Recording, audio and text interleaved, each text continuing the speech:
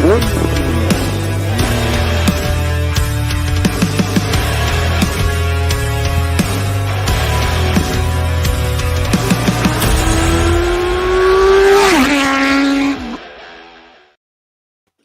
evening all, welcome along. Friday live stream after the Easter break, and it is slightly late tonight. I do have mechanics hands. I have black fingernails, very, very black fingernails, and handfuls of ACF 50, but slightly late tonight, guys. But I did promise that I would get a live stream in. Simon, quick one. He's yeah, I have a tyre question. Fire away with that tyre question.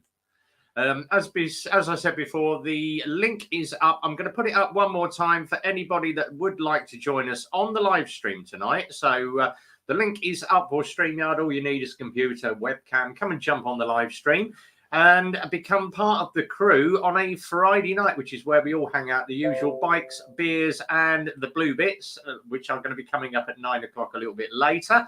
After 9, it goes very, very down the rabbit hole. But without further ado, if you haven't seen, that's very, very true. My hands will not rust. Exactly. Talking of rust and bits and pieces, I'm going to introduce a guy in. He has been working on his bike, and I've just been catching up on his latest video yesterday. He's stripped his ZX9 down, and it is looking very, very pucker. So it's the man himself. It's Mr. Z-Head. Evening, Stu. How's things, brother? Yeah, that bike is looking very, very nice now. Just the wiring to tackle now, then. No, there's a few other issues other than that. Yeah, I've yet to get into, but it's starting to head in the right direction. Yeah, the bits you were doing yesterday were looking very, very good. It's starting to get there, buddy. Bit by bit. Bit by bit. It's all for the content. Yeah. As I said, if you want to fire that tyre question across to me, let me know. Andy's here. He said, I've only got an hour. Well, jump on the stream, Andy. The link is up on StreamYard. Come and join us.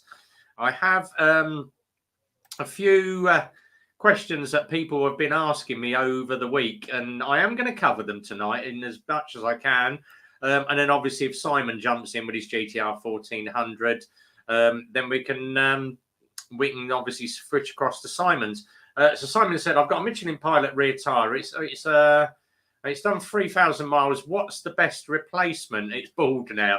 It obviously depends what you're into. Some people like the Bridgestone, a little bit harder wearing, the BTO 2.3s. Some people like the Road 6s. Yeah, Andy's just, he's beat me to it, actually. So evening, Andy. Andy's just said the Road 6 is great tyre. Michelin Road 6 is a great tyre.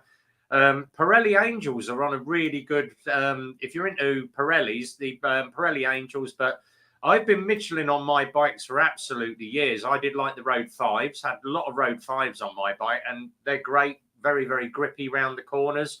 Andy obviously said the Road 6s, which are the new ones, Pirelli GTs, Pirelli Angels, Bridgestones.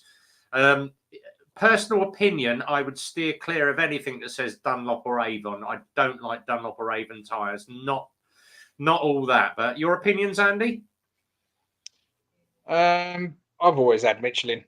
I've had a few Pirellis, but I've always gone with Michelin. I've got Michelin Anarchies on at the moment, even though they're semi-off-road. They're brilliant. Just bought a set of PR6s, and they're going to be going on in the next 3 weeks, ready for going up and seeing Z and all that up in Scotland. Excellent, excellent. Quick evening to White Rock Riders join us. MT's in the room as well. Crumbly's here. The link is up, guys, if you want to come and join us in the stream. There's a few things that that have really got my back up this week. And obviously MCN have jumped on and covered it. I'm going to share the link up to this one and get your opinions on this, Andy. Let me just find my browser tab and this one here. So Lincolnshire Police have said that they are going to do a thing called Operation Snap. So what that means, oh, where's it gone? Let me just bring it back up again. Let me just drop the screen out, bring it back up. It's because I've gone into different settings on my StreamYard tonight. So let me just bring up the browser tab again. So Lincolnshire Police are targeting motorbikes in Operation Snap. So what they're doing is they're not after people that are popping with people that are speeding, because obviously they said they can't calibrate. But what they're after is people with cars to use their dash cam to catch bikers that are wheeling, people that are being a bit of a bell end on their bike, and obviously catch out what bad riders are doing. So that is the idea of Operation Snap. But evening, Simon. I think it was a new biker this week that reported a car for obviously jumping the red light at a pedestrian crossing and reported him. And they actually got a letter back to say, yes, we are going to obviously prosecute this driver. Thanks for sending in the dash cam footage. But obviously with the car driver sending in dash cam footage, yeah, if you're riding like an absolute loon, then you deserve to be caught. If you're just riding within the norms, going a little bit fast, they shouldn't be doing anything like that. Your opinion, Simon? Yeah, well, basically cut back to make everybody else with a dash cam a police officer, isn't it? Yeah, exactly. And we don't have to have so many policemen on the road. Exactly. So if you want to be a snitch, go buy a dash cam. Yeah, exactly. I hope none of them caught me riding today. There was one. It was on Bikers MK. Simon, bike got stolen this morning. All right, I've missed that. Yeah, 3 little hooligans, as we would call them, decided to nick a bike up from Milton Keynes and obviously go riding it, joyriding down the redways, and they TikToked themselves and Facebooked it. Wow. Yes, so they've just been nicked by the local fuzz. So police are like, oh, we'll arrest them for joyriding and stealing a motorcycle. Yeah, just pass their names and addresses onto the biker community. We'll deal with it ourselves. As Crumbly said, that's absolutely. Oh, John's in the room. So John Diehard McLean is in the room, and Dibber in the Wind is here as well. John, I will send your parcel out. I've been absolutely snowed under and not had a chance to get down to the post office because it is a box that I've got to send. So I can't fit it into my local post box. So just before I head off tomorrow on my hollybobs, I will be sticking your parcel in the post. So I hope you enjoy it. There's a few goodies in there, plus about 4 stickers, but I'm not going to tell you what's in the box until you see it. So hopefully but it blows up and it inflates. There you go. It don't inflate, but name's Brenda. Yeah, and it's not a cannabis. Your polythene pal. If you give it a love bite, it farts out the window. It was birthday on Wednesday, so 50 actually, same age as Phil. But my neighbours went and they went into the local Asda. We've got an Asda in Milton Keynes that has what they call a craft beer stall. So you can get a 1 litre bottle of craft draft, fill it with your favourite brew, bring it home, and then when you finish drinking it, you take the bottle back and they refill it for you and put a new label on it. I'm like, oh. Yeah. So, yeah, I should be trying out the old craft drafts, but where we're going on holiday, I've found out there's a local Asda with a craft draft stall, so I should be taking my bottle with me. Where are you off to? Wales again, or? No, we are off to Suffolk. Oh, right, okay. We're gonna be about half a mile from Ed Sheeran. Oh, lucky. Has anybody warned him? No. Well, the last time we were there, we popped down into the village pub. His dad owns the village pub, and we're sitting there. Mrs. has gone, I said Sheeran. I went, yeah. She went, that's not. It's a lookalike. And I went, no, I said Sheeran. I said, when the barman brings the food over, ask him if it's Ed Sheeran. And she said, excuse me, is that Ed Sheeran over there? Went, yeah, of course it said. She went, oh, that's all right. I said, yeah, it's my son. I own the village pub. So Ed Sheeran's dad owns the village pub. So you're the father of the ginger twat. Yeah, exactly. Quick one from Bowie. Book 'em all speeders, wheeling direction. Get fined and locked up. Yeah, tarred and feather paraded around the town square in a wheelbarrow. Well, nothing wrong with a little bit of speeding if you're doing it. You know, if it's a dual carriageway and it's dead empty, then nothing wrong with poddling along at 85, 90. If it's obviously a crowded road, then yeah, if you're doing that sort of speed, you deserve to get a good kicking. But I thought you're from obviously it's the RB channel. The RB channel has been very dormant because I've been on the spanners this week. I put a video up this morning of the Bandit that the Honda that we've been working on. That came in, and he basically broke down in the middle of nowhere, got it recovered into us, and said my bike just cut out. Oh, okay. Could be a fuse. Lifted the seat, and there's like 8 or 9 wires that have all got bare ends that are just sitting there. He's de-wired the alarm. Yeah. That's why the back end of the ZX9's like that. The other thing was his battery. He just got 2 bolts pushed in the battery with no nuts on them. Crazy. So yeah, some of the things you see, it's like what's happened is like he's tore the battery, he's tore the alarm off the loom, and all he's done is cut all the connections. Obviously, when the company comes in and fits the battery, they strip the wiring back and they solder their wires on and then tape it all up. So what he's done is cut them and left tails. So there's tails with wires hanging out them over the loom, which I'm going to have to go over. And that's how I'm starting to go through it all and desolder it and then put new loom tape on. And it's just a nightmare.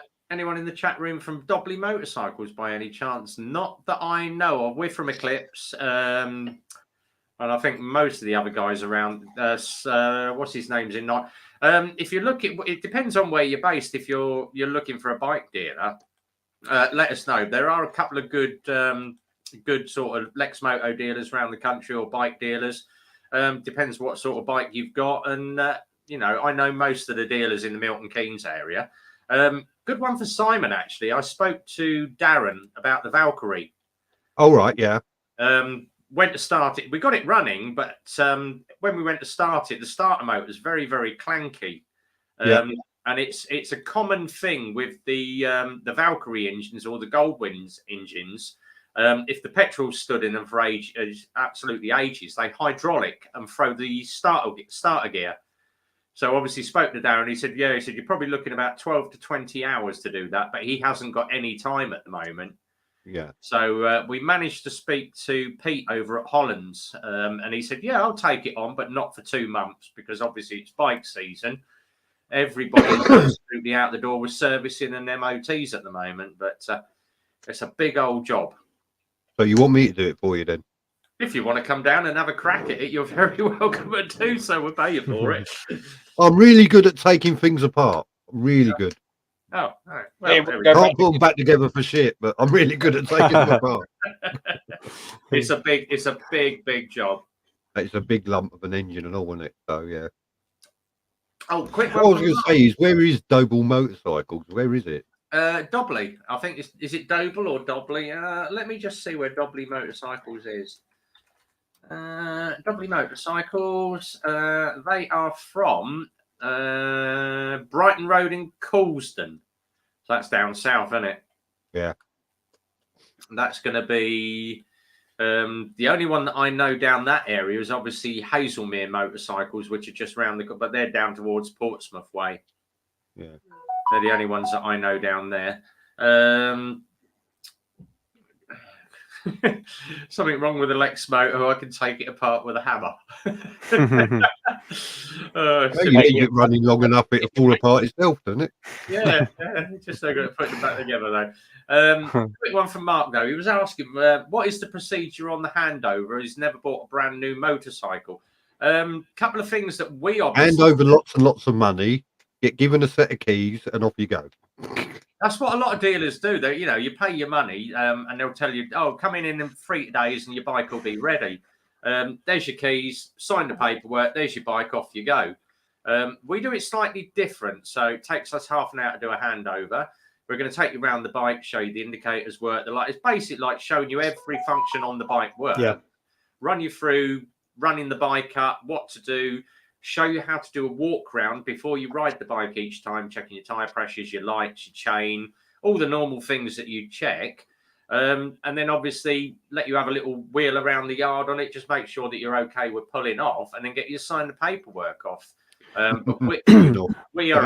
They're all very valid points, but as somebody who's purchasing a bike as well, if it was me that was getting in, I would be doing my own personal due diligence and looking at all the bodywork and panels and making sure that they're coming round that with me to make sure that there's nothing that is there when I've picked it up that I discover the first time I wash it. Exactly. So we take someone round and say, look, blah, blah, blah, have a look round the bike. Right, there's the keys. Sign the paperwork when you're happy to sign the paperwork, but take at least 10, 15 minutes. If you do find any scratches, come and pop into the office, come and see me, we'll come and have a look at it. And 9 times out of 10, that bike is spotless. There'll be the odd one where it's been wheeled out or someone's caught their belt buckle on the tank. Yeah. And there'll be a tiny scratch on the tank. And be like, right, let's see if we can polish that. If we can't polish it out, we'll change the panel on it. You've got to be so spot on selling bikes at the moment. Yeah, absolutely. Simon's Mr. Fish deals with Dobley, great stock of bikes. So yeah, there's a lot of good bike dealers around the country. You've got Coventry Motorcycles, Roy Eden. You've got obviously the guys from Hazelmere Motorcycles down south. So there's a lot of good dealers, but obviously check a dealer out and look at their Google scores, what other people have said, before you decide, I'm going to go and buy something from this dealer. Andy did his own work before he bought his tractor. So No, he didn't. I went further than I had to, yeah. yeah, exactly. He just popped into the first dealer was around and bought it. Tails in the room. That weren't the nearest dealer. Welling's my nearest dealer. Well, it's just you was going down that way that day. No, I specifically went to Barnstormer on recommendation. God, I'm being funny and humorous. Get a fucking quick one. Hells is in the room. So what's up, everyone? We're filming the mountains. Just stopped for something to eat. Good. Last video was great, Hells. That camera work. Yeah, camera work was brilliant. I actually went to Colchester to buy my Kawasaki, my ER, and my Versys. Yeah. I found Watford absolutely atrocious. You did? It's Did the you same get on the company, right? funnily enough. You bought yours from there, didn't you? Your Versys? Yeah. From Watford. Yeah, it's the same company as the one in Colchester. See, the thing about it is like where I bought my last two bikes, there's a lot of people that don't actually like going there because the girl behind the counter can, if you get on the wrong day, you get on the wrong day, if you know what I mean. She can be a bit snappy and a bit short, but every time I've went in, I've got her absolutely the same way, been more than helpful, and I've always had a good experience. But I think sometimes it's just your misfortune. Yeah, it's check a dealer out, go and visit them, go in a couple of times if you have to, which is what Phil did when he bought his Triumph. I think it was from Woburn. Woburn Triumph is very, very well known in the area for doing a good deal and looking after you on a bike. And Phil obviously went in, purchased his Rocket about 10 years ago. But when he went back in, there was a slight chip on the tank and a little dent. And the bloke went, "Oh, yeah, we'll get it cleaned up." Well, no, they won't. I want a new bloody tank on it. And the guy actually put a new tank on it. And when Phil went in, he said, "Yeah, there we are. Done it. But there was a couple of bits, and they actually sent one of their guys out to clean the bike up because they'd left a load of crap all over the bike where they cleaned up the bike. I'll show you a wee picture of was out today. Oh, nice. That's up at the rest and be thankful.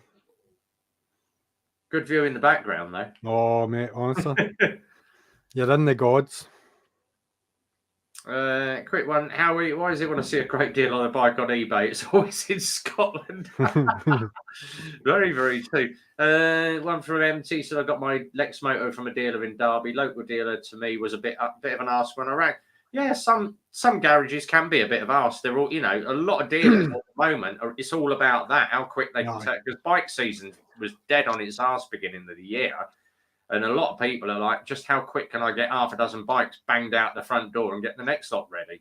We've got a dealer up in Dundee called Barnstormer, and I'm on their Facebook page. I follow their Facebook page, and the guy does like Facebook lives, and they're absolutely hilarious. It's like he's got like an upstairs part of the warehouse where he basically just crams the bikes in. They're not in the showroom, but he's like, I've got bloody bandits as far as the eye can see. And it's like, he starts all this instead of, it's like, you can get that one for £1,500. That one's £2,500. That one's starts all this. It's really funny the way he does it. Yeah, I had a visitor yesterday. I actually had Paul pop in to see me on his Triumph Trophy. And that's not bad. Yeah, that's not a bad little bike that he's got. So yeah, he popped in for a smoke and a cup of coffee while I was working on a bike. And he's like, "Oh," he said, "we'll have to get out, but we're gonna have to do a few more rides rather than Super Sausage. Get out to sort of his way." So I said, if we get a chance, we'll go out sort of Bedford way, come out and do some bike caps out there for you. your GTR will get lost going somewhere else, won't it? You're going to go to Scotland. It's going to go straight to the super sausage and just stop. It knows its way on its own to Super Sausage. Motorcourse of Gillingham Dorset are really good. Check them out. Thanks, Howie. Good advice there. Right. So we've done the thing about Lincolnshire Police. I think I found Simon and Andy's first bike that they rode. Believe it or not, this is where it all began. Someone has actually found the first Triumph prototype. And they shared it up on the MCM pages. I'm like, that looks like something that Andy and Simon would ride. Penny farthing. I'm going off you, Zed, and I'm definitely going off you, Zed.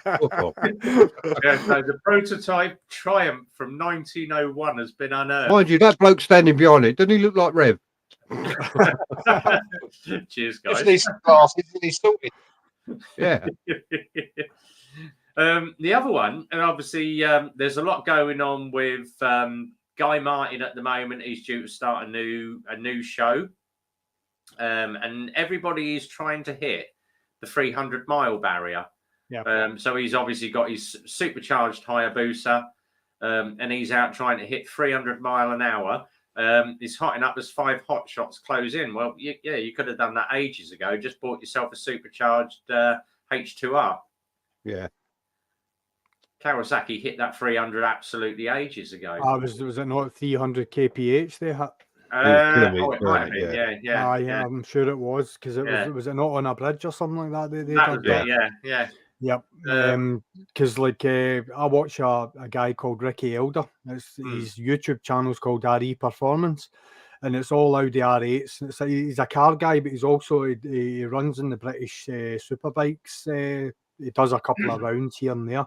And he had Guy Martin on, and they were actually talking about it. And Guy Martin was talking about you may think that to try and get to 300 miles an hour, you need to make the bike as light as you can. He's actually got about 30 to 40 kilos of ballast on the bike to stabilize it, because when it gets to high speed, it becomes so skittish that they've had to put weight in it to try and slow the rhythm of the wave that the bike hits, because obviously you are at that speed, you are fighting the aerodynamics. You're right on the limit of what's possible. Lead in the front. Yeah. You ever watched the world's fastest Indian? They put lead in the front of the cockpit to stop that's right. The nose wobbling. Yep. And along the same vein, I've been off on holiday all this week, and I watched the John Britton documentary again. Oh, what a bike that is! That V1000. Was nice. I'm going to smack Jay in a minute. So why do you have a Tom Sat nav? Your bike knows the way to Super Sausage. Very true. Yeah, but the bike knows the way, but Rev don't. You could get you could do 300 on a Michigan, just straight off a cliff with a missile behind it. Anyone seen the new bike cafe that Charlie Borman has opened in LAX? No, I haven't. So that's one to look at. Obviously, going on parking on that runway though. Yeah, going on the crash helmet. What brand helmets do you guys got? I've got an AGV. Shark. Oh. Andy? Shoey. Shoey, mate. So Andy's a shoey man. The last one that I'm obviously going to bang up from Motorcycle News is this. And it's very, very interesting. And it's called the Optixon. So it's the new showy helmet that's been launched into production at the moment, or it's edging towards production. It's got a heads-up display. It's got a heads-up display in it. Yeah, see the ocular. Yeah, it's like an ocular. So there you go. That's the sort of thing that you're going to get up in the screen, so it'll put your sat nav up for you. It's like Apache helicopter pilots have been using them for years. Exactly. It's actually been around for quite a few years, that technology, and you can buy the bit that slides into the helmet. That's right. I've seen it. Not cheap, but and it connects to your phone, your sat nav, and everything else. And is it one of these? Do we actually need it? Exactly. It's just as quick No, to run it's a gadget. You don't need it. Yeah. It's just more to get in the way of and ruin your thought process when you're trying to concentrate on riding the bike. To be quite honest, like, see the roads I was riding today, and I was talking to my mate that I was out riding with, and the scenery is absolutely fantastic. But see, when you're overtaking on a bend that is clear, I must add, and there's a mountain beside you, and you're drawn towards looking at it, and it puts you into a position. The last thing you need in situations like that is something else to be looking at. Do you know what I mean? It's like I would find it more of a nuisance than anything else. Exactly. I'd buy that helmet if it come with a targeting system and machine guns for the bike. Now you're talking, Andy. Just all it targets is mammals. It definitely needs a couple of 50 caliber machine guns linked up to it, and with 180 swivel on it, so wherever you turn your head like the Apache helicopter, that's where the guns are. Here we go. It's the same as a wife. It's a gadget. Who's going to do it? True. Am I right in believing that Apache helicopter pilots can actually move their eyeballs independently? I think they have to. I'm sure. Like I've watched a training thing, and that's like they suffer migraines for quite a while at the start of the training because that's what they end up having to do. One has to. What it is because you've got this lens over one eye. Yeah, it brings your focusing close on that eye, but you're looking far away on this one. So you focus in one eye is continuously going in and out, in and out, in and out, in and out, and it does fuck up your vision after a while. Yeah, but can I imagine? But I mean, it's like driving a car with a windscreen. If the windscreens get wet, you've got a choice to look at the water on the windscreen or look past it. Yeah. So imagine with one eye is looking at the water on the windscreen, but the other eye is looking at the road further down. Yeah. It's not like moving eyes independently, but it's different focuses on each eye, which your eyes actually do quite easily because they are independent. Yeah. And they do focus that way, but it's you just don't realise it. And then your brain's got the job of sorting it all out, what you're looking at. Yep. Quick one from Marty. But they mind if I kept the bike there for 3 weeks after the handover? Most dealers need to get bikes out ASAP, really. But if you haven't got insurance, they won't let you take it anyway. Exactly, or what you can do is obviously ask them if there is a storage charge. You can buy insurance that covers you for everything bar riding. B-Moto do it. That's it. Yeah. Say for example, off-road insurance. They recommend it if you've got multiple bikes and you're not using one. You're maybe storing it for a year or two. You can get cover that will cover it for damage, accidental, fire, theft, so on and so forth, but not riding. So your policy is slightly less. Quick one, FJS, having troubles with Lexmotor Titan. Replace the O2 sensor, still isn't starting. First thing, make sure you get E5 fuel in it. The other thing to be looking at, obviously depending on the age of the bike and the miles, is has it been serviced regularly? We had one in, he comes in the room quite a lot actually, Young Viking. With that, he's got that blue Lexmoto Titan. It's done 35 kilometers now. Oh, it's on 39 now, so he's adding 40,000 K on it. Came in beginning of the week, wasn't running very nice, and it was all down to a fuel injector. But that fuel injector's lasted nearly 40,000 K, so what, 25,000 miles? So he's done bloody well on one fuel injector. Replace the injector, all singing, all dancing. So obviously, I'm in trouble then because my fuel injectors have done over 55,000 miles. Yeah, but it's a 125. Yours are hardly ticking over when you're doing 70. But don't go faster than 70. Check you've got E5 fuel in it. Check your spark plug, and then just the normal things. What we do is a thing called FAST. So it's standard, what we call repair loop: fuel, air, spark, timing, transmission. That's going to be all the main things that you're going to need. Even the valve timing, especially with the Titans. When was the last time the valves checked? Could be bad idling, anything. It could be valve timing. So it could be quite a few things to do with it. But obviously, do your repair loop.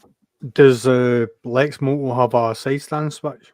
And it does have a kill switch on the side stand as well. Yeah, that's a favourite for the Kawasaki's. That's a lot of people have been stuck at the side of the road for that. Yeah. Check your kill switch on the handlebars as well, because that's a famous one. Yeah. Oh, that's a favourite one. Check your kill switch as well. Oh, here we go. So 11K 2020 plate. Yeah, just go through basic your repair loop. Check your side stand switch. Check you've got a spark first. Pop the plug out. Oh, just put it in the cap. Hold it on the edge of the engine. Fire the bike. No, it's easier than that. Just put your tongue in the plug and press start. Sharp tingle. Yeah. Check you got a spark first. So fuel air spark timing. So that's going to be tappets. Check your tappets as well. Andy's going to put a rear gunner on his pillions. Why not? You need the bit and a turret on the front. Yeah, exactly. When it turns over, I can smell fuel burning and the exhaust heats up. Yeah. But it just doesn't fire. Yeah. What I'd say is hook the spark plug out to start with and check you've got a spark. But make sure you've got E5 fuel. If you've got E10 in it, it's going to run like a bag of crap. But just work your way through, or hook it into a dealer, for an hour's labour, for them to spend an hour on it, might be worth it. Or get a decent bike mechanic to have a look at your bike. It's what we'd always say. If in doubt, ship it out. Or you can obviously ask Simon. Simon's quite a good mechanic. He'll come over and check your spark plugs. Yeah, I'll come over and check your spark plug. But you have to stick your tongue in it. I'll press the button. Yeah. You nod your head, I'll hit it. Oh, crazy that. No, buy a decent bike. He had an LXR. I don't know what you're whinging about, Jay. Here we go. I always put E5 in it, 8 E10, terrible fuel. Yeah, get a dealer to have a look at it. But yeah, get your obviously your timing, not timing, the tappets checked on it. Could be something down as simple as valve clearances on it. So we tend to get that a lot, especially after about the second service. Valves get a little bit tight. Feeling the pinch. Someone actually did a very, very good video and it popped up on my YouTube yesterday. It was one of the big bike guys that did it. What's the difference between E5 fuel and E10 fuel? About 20p a litre. Yeah, about 20p a litre. And he said, oh, it's all down to the ethanol content because obviously it's meant to be 5% and 10% ethanol. And he said the main thing, it's nothing to do with the ethanol content. It's the amount of time that your bike stands with a certain amount of air in the tank, because ethanol will attract water. And obviously ethanol, the higher the ethanol content, the more damage it's going to cause to things like carb seals, anything that's rubber, anything that's pipe work. And he said what it does, it doesn't actually rot it. It leaves imagine a 50-year-old guy eating 20 burgers. It clogs your arteries up. And that's what your E10 fuel will do. He said, so obviously your E5 is super unleaded, has cleaning agents. E10 is just basic bog standard fuel. E5's got your cleaning agents. And that's exactly what it will do. The E5 will clean your carbs on the way through as it's being used. See, the loop that I did today, the garage I've got quite close to my house, it's E5 that it does, and it's E10 at the stop that we have to take. So it's one of those ones. What do you do? Do you put it in? Well, I put it in. Why? Because I'll have ran it through by the time I get back to fill up again at my local garage. So it never sits in my bike for any length of time, and that's the only way I would run it. If I knew that I'm running the tank all the way down, I wouldn't leave it sitting in it for any length of time. That's who I was thinking of. Bike Sausage. Yeah, Bike Sausage did a test on it. What a name. That's 44 teeth, isn't it? Bike Sausage. Yeah. So the easiest way, the quickest way to tell a difference between E5 and E10, throw E5 on a cat and light it, and then throw E10 on a cat and light it, and see which one burns quicker. But then if you do tip petrol on a cat, watch out, because it does a dog impression. It goes woof. All right, a couple of other ones. A lot of garages are running out of the E5 at the moment. we're struggling in Milton Keynes just to get decent E5 anywhere. And someone's saying, oh, it's all these protesters. There were a few protesters sort of picketing outside the refineries. But as we said last week, you know, if we were that desperate for petrol, the army would have stepped in and got their tankers out. It's all a big thing. Refineries. At Buncefield, they were gluing themselves to the road 5 days in a bloody row. Yeah. Just run them over. But the thing about it is like, how's one of the fuels getting out and the other one not? It's a conspiracy. I think Beans on Toast did it in London. They blocked one of the bridges in London, and Beans on Toast was there. And he actually pulled up to this protester, and he said to her, "What are your aims?" And she, little Chinese girl, she went, "Oh, we are trying to reduce the carbon emissions." And he said, "Well, what are you trying to reduce the carbon emissions down to, parts per million?"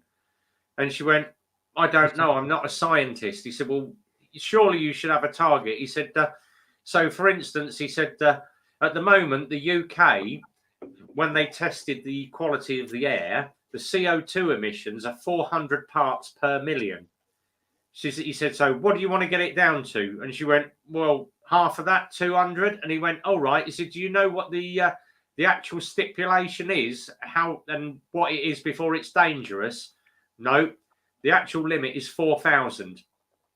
He said, "In the UK is at 400. Yeah. So why are you trying to?" And she was like, "Oh, well, I don't know. I'm not a scientist." He said, "Yeah, but you're quick enough to stand there and pick it about dropping the CO2 emission."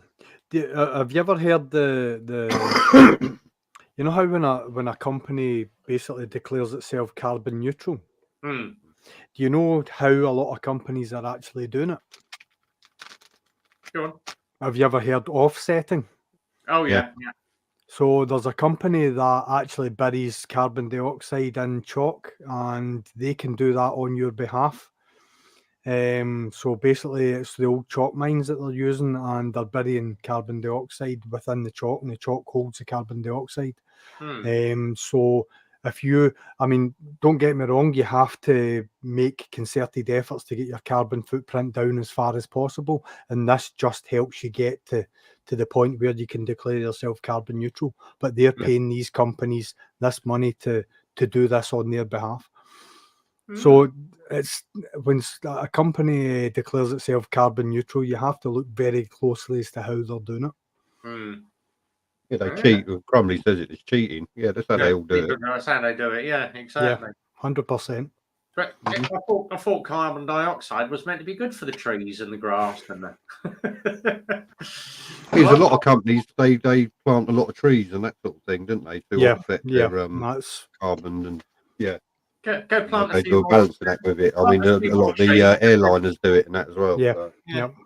Plant a few more trees and then let people go and hug them. Then we get rid of them off the road. Come and hug this tree before I set fire to it. Yeah. Talking about setting fire to trees, there's actually been a forest fire warning in Scotland for this weekend. You know, it's only been dry for 2 days up there. Yeah, I know, but it's enough up here. Because you know what I mean? Like, because it's been dry for 2 days, we shuggies getting the barbecues ready to go out. Micro's in the evening, Rory. Rory is back again. Hey, he's back again. I haven't seen Rory in the stream for absolutely ages. Good evening, buddy. Good to see you. Tom's just said, I was wondering about doing one of these live videos. Well, Zed's hosted one. Simon runs his own one as well. Andy's done live streaming as well. It's very, very easy. Just download yourself the StreamYard to your computer. Well, you don't even need to download StreamYard. It runs on your browser, doesn't it? So. It runs on your browser. And then you can obviously pre-record a show, put it out up to YouTube. Or you just basically record now, go live, set a time, and off you go. It's as easy as that. Yeah. And then you can upload it to OnlyFans. Exactly. Yep. Yeah. Single Mothers Dance Club. Absolutely. That's the only charity to be involved in. Exactly. What's the point of the UK going somewhere on this environment crap when you have the likes of bloody great countries like India and China and many doing bugger all? Very, very true. Yeah. the UK. Mind you, we're going to be buying oil from India soon because they're getting really cheap oil at the moment from Russia. Yeah. Why do you think Boris is over there? Yeah, he's probably going to have another COVID party as well. They're still going. He wasn't at a party. No. Was it a party? He's standing I don't know. I've got to wait for Sue Gray to tell me if I was at a party or not. He's standing there with a party hat on, with a party popper in his hands like that. Was it a party? Exactly. When you find out he arranged fucking one of them. Yeah, how does he not know that one was a party? There we go. Disclaimer is up almost 9 o'clock, which means it now Don't goes put down. that too early. You'll get me swearing before 9 o'clock and we'll be in trouble. Can't have that. Yeah. So the disclaimer is up. As I said, if it brings the fuel prices down, it's a great thing. Yeah. Well, yeah. Yeah, why not? Why not? We'll supply the Ukrainians with weapons and then we'll give the Russians money. How's that? Yeah. Oh man, it gives me a headache just thinking about what's going on. Oh, very good question actually.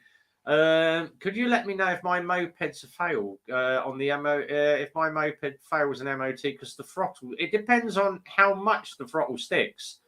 If it's twist the throttle when you let go of the throttle and it bing, bing, bing, bing, bing, bing, bing, bing, bing, bing, bing, yes. And if it's holding for a couple of seconds, yes. But if you obviously there's a little bit of lag from you backing the throttle off, quickest way, get some WD-40 down the cable. Yeah, probably not the cable. Probably somebody on the grip on it. That's what I was going to say. It could be like a wee bit of grease in between the throttle tube and the bar.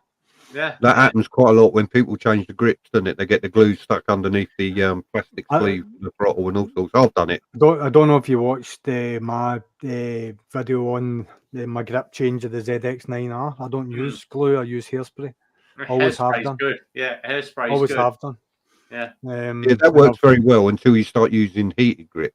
I don't. I'm still a young man, so I don't use heated grips. Oh, piss off. I'll fucking go off people, you know. WD-40 on it. But yeah, obviously, if it is sticky, then the tester may pull you up on it. So it's more. Rev, did you see Lockwood took his 2 bites for an MOT in the same I know, day? yeah, I've already commented on it. Brave boy. Come on, not with a video up. Red Bomb ain't missed it, has he? Come on. No, he's watched it. I know he's watched it. I watched it just for the bit at the end where he was riding. It's like, it's funny. There we go. I got my bike tested in the same garage the week before. I've got a video that's due up. It's actually John McLean's challenge. I can't even remember when I've scheduled it. I think it's for Wednesday or something like that. But that's coming up soon. Gareth's in the room. Evening, Gareth. He's still man. Big man. So I'm going to put it next to a cliff and river. Grip puppies. I've got hands like shovels. A quick one. He said, and Zed being in sweaty Sockland, you need heated grips. I suppose being a cross-dresser helps.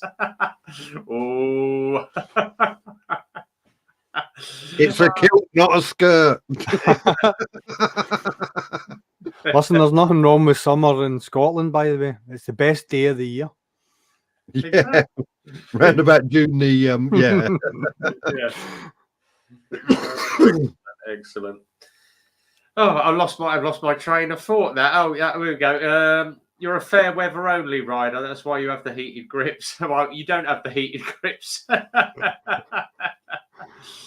Yeah, heated grips are all right. It's the heated seat that's a bit worrying because you put it on and it just feels like you wet yourself. I know. I couldn't get on with that online. I switched the heated seat on when my wife was riding Pilly, and she's like, "What are you doing?" I said, "I'm heating up my dinner."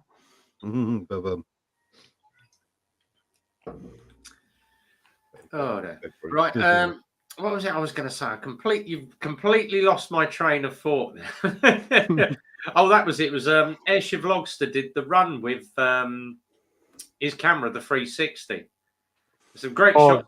Great shot. Zed said, going in them corners. Yeah. It's like how much road does he need to get around that corner? Oh, he was just saying FJS. I have RST heated gloves. I think Simon's got a pair of those actually. Yeah. I've got a pair of heated gloves. They're all right. Yeah, good bit of kit. Obviously covers the thing that my next one was going to be was bike gear. The police are looking, and police and obviously the testing services are looking at clamping down on bikers that don't have the correct equipment or inappropriate equipment.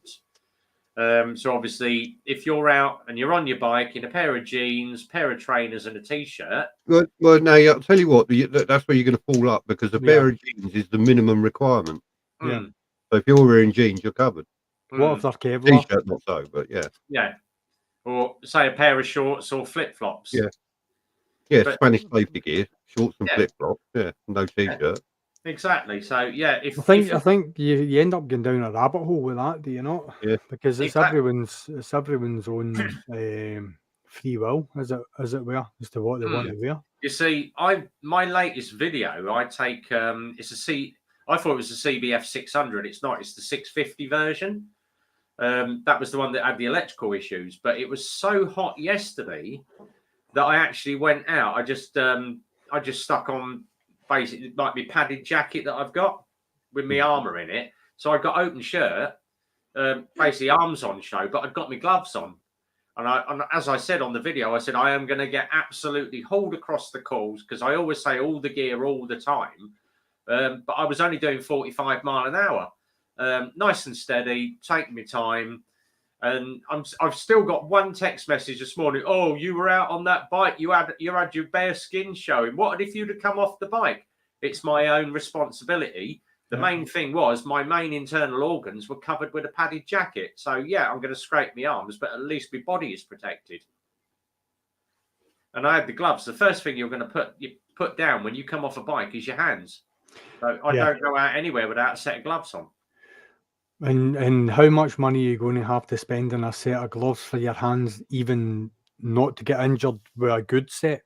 Well, because you look at the injuries that some of the sports bike or the MotoGP riders and that get, just as soon as, because it's a friction thing, as soon as the hand hits the deck, it creates that force.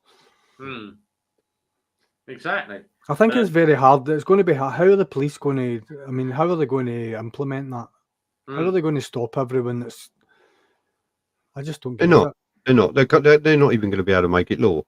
No, I don't think it will. I don't think it will pass. I think all they can do is give recommendations. And when the police pull you over, the only legal requirement you got is a helmet. So all they're doing is giving you recommendations on what you should be wearing. Yeah, that's all it is. And it's not clamping down. It's advice and recommendation. My father-in-law, before he passed away, worked in the A&E, and he told me about a guy who came off a bike without a pair of gloves on. And he said that you could actually see the scratches on his palm of his hand where the road had ground into his bone. He said it was that bad. And that's what he always said to me. And I was like, it's like, I honestly, any time I ride, I've got full leathers, I've got gloves and boots, as well as my helmet and whatever. But it's not nice. That's how I rode down to Benidorm. Hour and a half. But that's what 48-degree heat does. Yeah. Right. Yep. Shorts and a t-shirt, out to Benidorm. I mean, at the end of the day, if these people want to go out riding in a pair of bleeding up underpants, wide fronts, and a crash helmet, then let them. Yeah, and then when they do come off and end up in hospital and end up with infection and sepsis because they've worn the skin down to the bone and it's got infected, then you know it's a strain on the NHS. But who else is to blame? It's their own choice at the end of the day, isn't it? Exactly. That's I mean, to affect anyone else on the road. Exactly.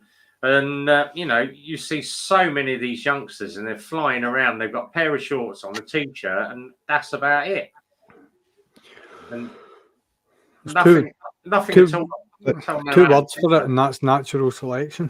Exactly. The Darwin theory. Yeah, I mean, mind you, going out and wearing a pair of decent trousers with knee armour and hip armour, you've got your proper motorcycle boots on, you've got your jacket with the back armour, shoulder and elbow armour, You got your reinforced gloves with the Kevlar stitching and the reinforced padding around the palms and everything else. The first thing you hit at 70 mile an hour is going to kill you anyway. Mm-hmm. Yeah. Let's face it. These things are only designed to protect you up to a certain speed anyway, for the low speed slide and bump. And after that, they're just holding you together. Yeah, they are a bag to hold all the bits together, so they're easy to find later on. Yeah, sorry. Yeah. Scott does not watch the most people always have plenty on. Very true. Yeah, minimum for me, Kevlar jeans, summer jacket. Yeah, TSX. It was nice riding today. Actually, I actually went to put my hoodie on over my leather jacket, and decided against it. And I'm glad I did, because I was glad actually to have the perforations in my leather jacket, because it was nice to get that nice cool breeze when I was running. It was nice. Nice warm tires. Gareth's disappearing. See you, Gareth. Thanks for coming in, mate. All the best, buddy. All the best, geezer. John Dyers is. Do you ever notice that Clem is milk backwards? Only that's watching your Wales. Very true. Yeah. We had a nice run out tonight as the sun went down. Yeah. That's true. Yeah. If you do go and slide into a tree, aren't you going to be protected by all the tree people trying to hug it? I had an accident on my bike. No, you don't want to go sliding into a tree, because there'll be one that Red Bomb's just set fire to. Yeah. with his burner. Yeah. The coffee. Get me jet boil out. Not only that, the tent will come off the back and kill you. So see, they're dangerous, them tent things. But if you let the tent go, it gives you a good parachute on the way through. It's that big. Right, I've got to shoot as well, guys. I'm up early, so I'm going to catch you all again. All right. Soon. Cheers. All the best, Andy. Catch you later, Andy. See you later. Take care, my man. Believe it or not, we actually had it's on one of the Facebook pages from a couple of months ago. All ready for the summer season on my new bike, and the kid's got it's one of these Yamasaki things, Yamasaki 50 race bike. Oh, crikey. Yeah, and he's kitted out in a set of Repsol levers on a 50. He's got the Repsol levers, the Repsol helmet, the boots, the gloves, and this. Yeah, you're going to look so good doing 30 miles an hour.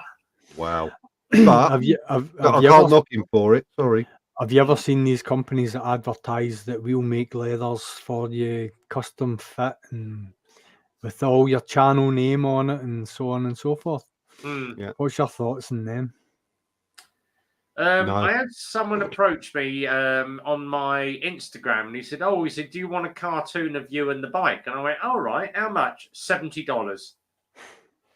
No. He contacted me as well, and I shared his stuff. I didn't want one done because my sister-in-law is That's it, the same one that contacted you. Yeah.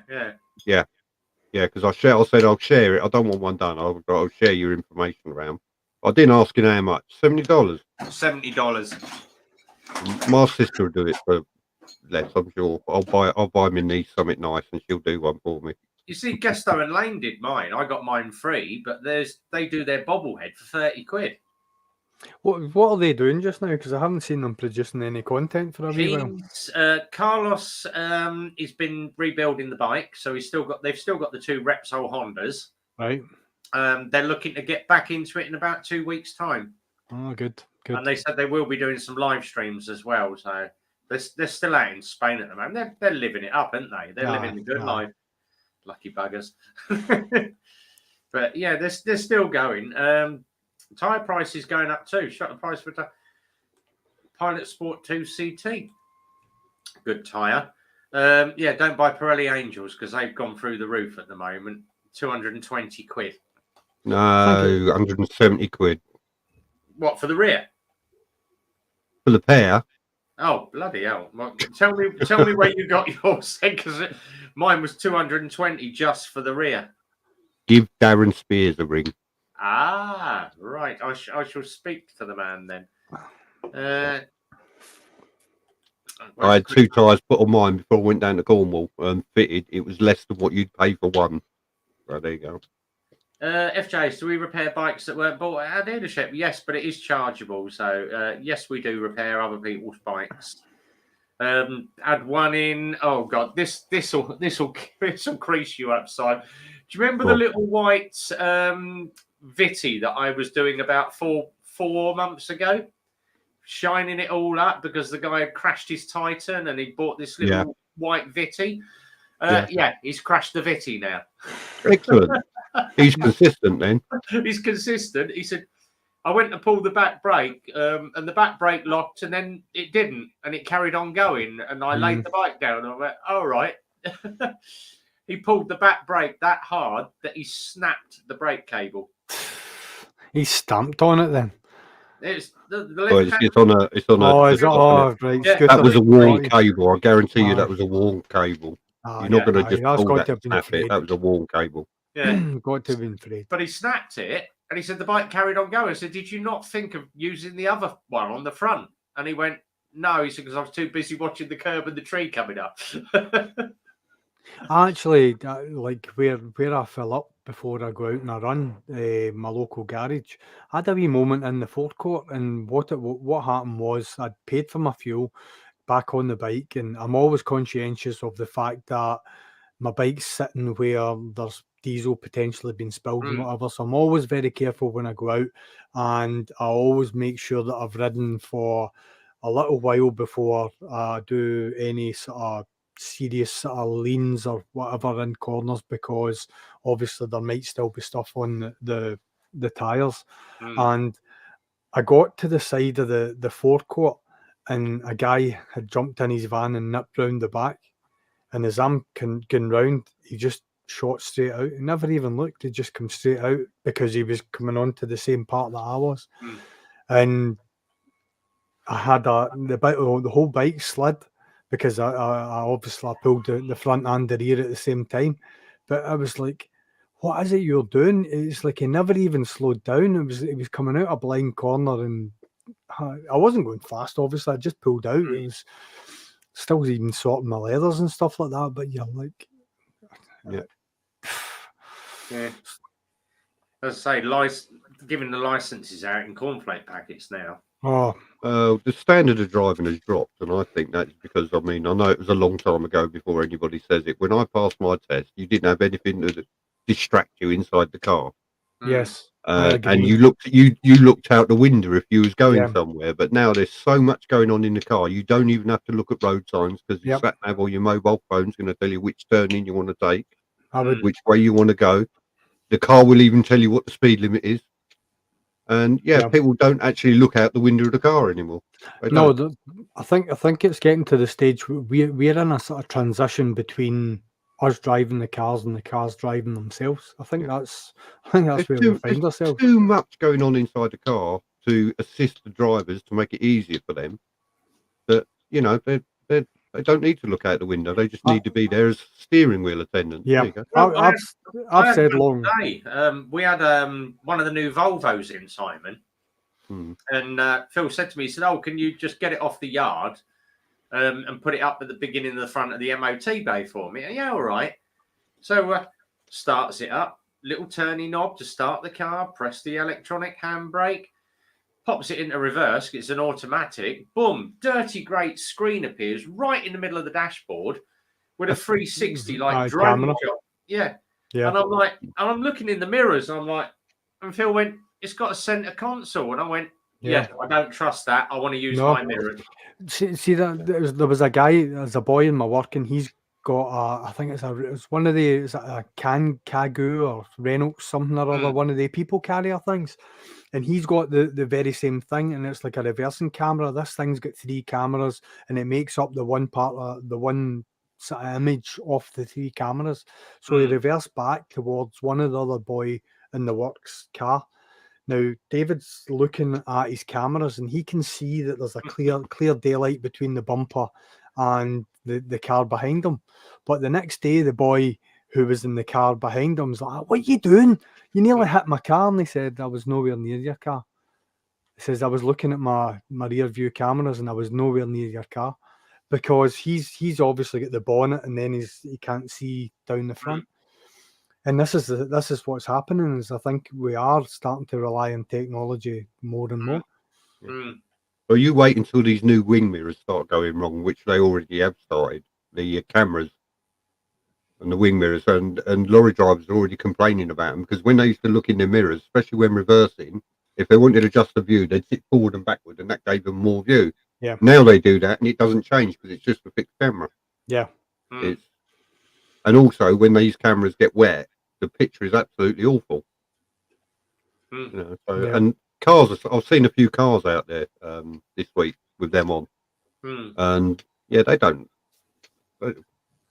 I like to look in the mirror and see if the driver's looked at me. Yeah. And that way I know he's seen me. I ain't got a clue. Yeah. Especially when you're filtering through traffic and things. Now, there's certain things that I think design teams are now trying to sit in a design room, trying to predict what the consumer will want next, as opposed to what's practical, what actually works. Yeah, I don't think that's right. I think there has to be some sort of line drawn. See, the thing is, I was it's too much. It's too much in the cars that is made it too easy for the driver, where they are just sitting there with the steering wheel down. That's all they've got to do. They don't even think they have to look where they're going. Cars will tell them if they're staying in the lane or not, and things like that. I watched a technology psychologist on YouTube, and basically what he was talking about was, I'll give you an example with the Tesla. It's got the crash aversion and protection, and it's got the lasers and so on and so forth. And he said, right, let's move that forward 50 years.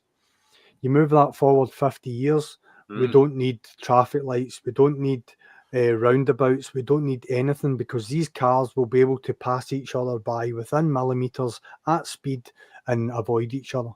That's what we're heading. That's what we're heading towards. Speaking of those Teslas, I was told they was really, really fast on acceleration. They're not. Not at least the one that lost to me on the roundabout today wasn't. I think you find if it was a young boy that was in, and most of them are owned by no young boy can own a Tesla for the price of them, but we went round. We came off the lights onto the roundabout, Brick Hill roundabout, Red Bomb and Lower the one I need, and you've got to traverse 3 sets of lights to get onto the dual carriageway. Well, from the first set of lights to the third set of lights, he was really quick around the roundabout. I thought, oh, he wants to have a little play then. So he was in the right-hand lane, I was in the left-hand lane, and when the lights went yellow, I went, and he stayed with me until we actually reached the dual carriageway. Yeah. And then that way I was happy with the bike, and I opened it up, because you've got to take it easy on that first few revolutions. Yeah. Well, today, my mate and I, we were actually just about to come on to the sort of main dual carriageway that takes you onto the motorway at the M8, and we came up against a crossbow. First time I've ever seen one. That is some bit of kit. It is. See the aerofoil it's got on the underside to hold it onto the ground. Yeah. It's got the ground effect and everything. Yeah, it's absolutely beautiful. And it was a guy who had a right dress suit and the dress shirt and whatever on. But it just so happened at the time that he was ready to open up and we were ready to open up, we were taking a left. But it would have been good just to have a wee play with him. Yeah, I had the cameras running at the time as well. It was cracking. Yeah, it was good. That was pretty good fun today. It was good fun with the Tesla, but I did whip it away rather quickly in first, and you know what the bike does in first gear, didn't you? Yeah. And as I went into second gear, I even got the blip and pop because I had it that way in the revs, and I just did it just right. So, and then I just rolled off after that because I thought, well, I've done it. Aye. FJS has said try the magic roundabout in Hemel Hempstead. It's a bit too far for Stewie. I think so. But I go that way quite a lot because I actually work in Hemel Hempstead, so look out for me. There you go. Is that the one that's got all the roundabouts leading on? 6 roundabouts around the main roundabout. I've seen that. The magic roundabout. Yeah. That just melts my head. Well, this is the easy way to imagine it. It is a circular road that you can go either way round with roundabouts on it. So each roundabout you treat as a roundabout, and it's a circular road. It's not one big roundabout with little roundabouts on it. Because if that was the case, you'd only go one way round it. Yeah. But so it's a circular road with 6 roundabouts on it. That's the easiest way to look at it. And yeah, even my wife's driven on it. She managed it. So I don't see how everybody else has any problem. Mrs. Burning Gas, Sarah, good evening. How you doing? It's unlike France, where it's a free-for-all on roundabouts. Oh, roundabouts. I don't even want to go to France. It's like, roundabout.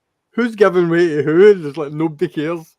The funny thing is when you go to America, because they have very, very few roundabouts. Yeah. When you pull up with them, obviously roundabouts we used to, and we're just going the wrong way round them now. So we're going to the right instead of to the left.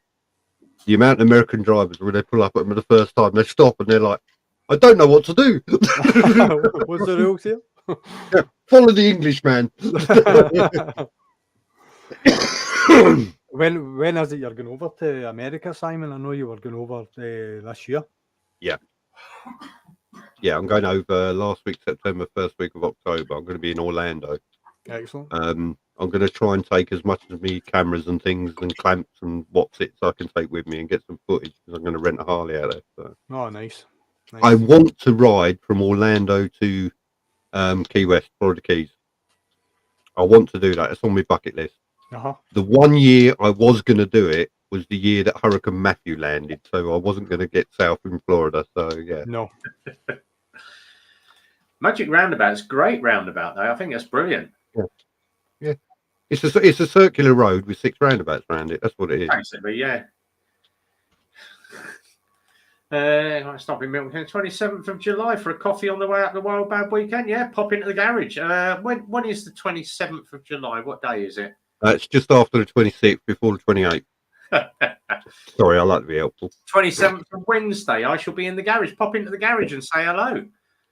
You'll find us.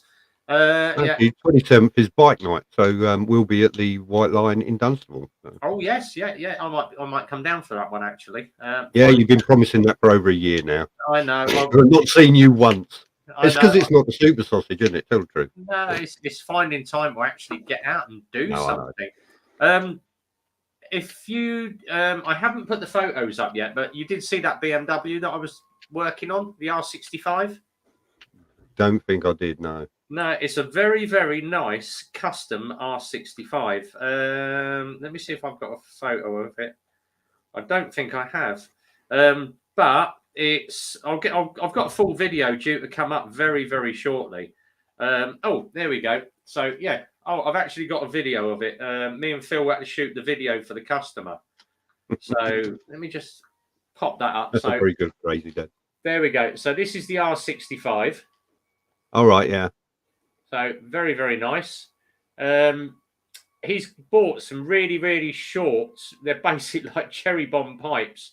But we had to build those reducers because it goes. The reducers that we got were 38 mil to I think it was 33. So it's a 5 mil drop on it. But the ones that we could get were 45s. So I've had to cut a shed load of metal out of it. You know what else is in Fenny where you could have got the bit for that? Yeah, Plumber's World. Yeah, so that's what I ended up doing, having to cut it down, reshape it, reform it. But we finally got it in, and we finally put them on the bike tonight. So yeah, basically a shed load of cutting and grinding in the vise with my TIG welder. Get it done, but we've got the final video to come up, and it does look absolutely brilliant. So phoned the customer tonight. Yeah, love it. So video that is coming up, sort of start to finish one with a load of photos and a load of pictures. So Red won't be doing much. He never. I had a really good picture taken of my bike this week as well. If you let me share screen. Evening Port. Literally, Rory, I've been on the spanners all week. So, Simon's put let's add that in. There we go. Look at that. That does look good, doesn't it? Doesn't that look good? It's got a different screen on it now as well but that was taken on Tuesday. That's a good photo. It's a really good photo, that one. Who's going to the May Day ride? 2nd of May. Yeah. Might be. RB, let's post the. I'll put the side chat up for you. Let me put that up again. There we go. So, side chat link is up if you want to come on the StreamYard. quick one for Nitro Roy. He's never been coffee and smoke and sleep on the. You cheeky bugger. No, he sleeps under the counter. Get it right. Yeah. Once he's full up with pizza, that's his wages every Saturday. Quick one, 17 July. What do I need to do my A1? As the videos I've seen are really confusing. Piece of cake, actually. Get yourself down to the CBT school. They've got their own bike, and go and do your A1, A2. It's as easy as that. Well, no, he do his A1. That's the license, isn't it? Because he's only young. So yeah. You'll still need to do your CBT, your theory, your mod 1, and your mod 2. That's it. Yeah. So yeah, it's all good. We had a guy that actually came in this week, and he said to me, he said, "I'm looking at a 600," and I went, "All right." He said, I had a 125 when I was in my 17s. He said, but I'm just coming short of 60 now. And I went, all right. He said, what's the best thing for me to do? Do I do a mod 1, mod 2? I said, just do a DAS course. DAS course is the quickest way to get yourself onto a bike. You're going to be on unlimited horsepower, but start small. Don't just jump straight from doing a DAS to 1,000cc. It will kill you. Unless you respect the bike. Simon, you know more about this than me. It does. Yeah, he still needs a theory test. Yeah. Matt's joined us as well. Evening, Matt. Hello, Matthew. Can you hear me? Yeah, I can. What? Yep. Right, good. What exactly? Hey, you want me duck? Yeah, I hope me duck. Yeah, it's all right. How are we all doing? Sorry, I'm just playing around with things at the minute. So. That's all right. I see your car's doubled in price now. Yeah, it's the only thing what's holding it together, I tell you. Rhythmic bike stickers and Lockwood stickers. Yeah. It's the only thing holding it together now, that is. So I've put them on my bike as well. I've put the spare ones, what they gave me, on my saddlebags. Yay. So I'm gonna have to get some stickers made, and I'm gonna need a company. Yeah. Incidentally, if anyone's wanting any of my stickers, just give me your address and I'll send them out. I'll just get new stickers made. So I'll just message me. Yep, absolutely. I'll find you on Insta. I'll send you on Instagram too. No bother, buddy. Well, like I say, I've got a nice collection now on the car, so it's looking good. Most of mine are on the wall behind me, so I've got loads back there. Yeah, I could do another one of yours for my bike, to be honest. I'll I've got I can't show. Where is it? There's one up there. It says North Coast 500. Oops, I haven't done it, but John McLean sent me that one, so it's on the wall behind me. Then I've got obviously Dave the sidecar dog. Where are we? Oh, the Scottish flag. Got to have the Scottish flag represent the old Z-head. Yeah, I've got one of them. I thought it was a sticker and tried to stick it on my car and it won't stick. No, it's a card. I've got Dad and Mad, Rhythmic Biker, Tins on Tour. I think that's Mama Soph, Uncle Red, Lockwood, Michael Dunlop. Got a signed photo of Michael Dunlop there. And then obviously we got over this side, Bike Spears and Junkyard Dadski is up there. Military Biker. Loads more Dad and Mads. The old Red Bomb sticker, new Red Bomb sticker, Junkyard Dadski. I think that's about all of them. Yeah. Lockwood's in the room. Yeah. Sorry. Oh, Lockwood's here. Hey, campers. Evening. You see Red Bomb's gone down on the screen already because Lockwood's here. Look. No. And then blushing. He's blushing. All that over that side is Hello, on the back, Peter Andre, baldy bloke from EastEnders, whatever his name is, can't think of it. The one that looks like he's got Down syndrome. I can't think. The one that done the SAS stuff. Ross Kemp. Ross Kemp. Yeah, that's it. Yeah. But yeah, I've got loads up there. So and probably the best one, Chuck Norris. And then where is it? That one there, Stavros Flatley. You can't have a wall without a photo of Stavros Flatley up. But all I've got is Marilyn. Oh. The last time I saw Marilyn, he was with Boy George. There we are. Rory said, I'll send you a signed photo of me if you like. I was just saying, Port was asking about the Mod 1, wasn't he? If he does a search on YouTube for Roadcraft Nottingham, Mod 1, they've got videos up of all the different, you know, CBT, Mod 1, Mod 2, you know, and all that stuff. So it's worth having a look. Yeah, there's loads of videos out there. Oh, yeah, there is on Mod 1s and that lot. So, but the best bet is to get hold of a school near you and speak to them.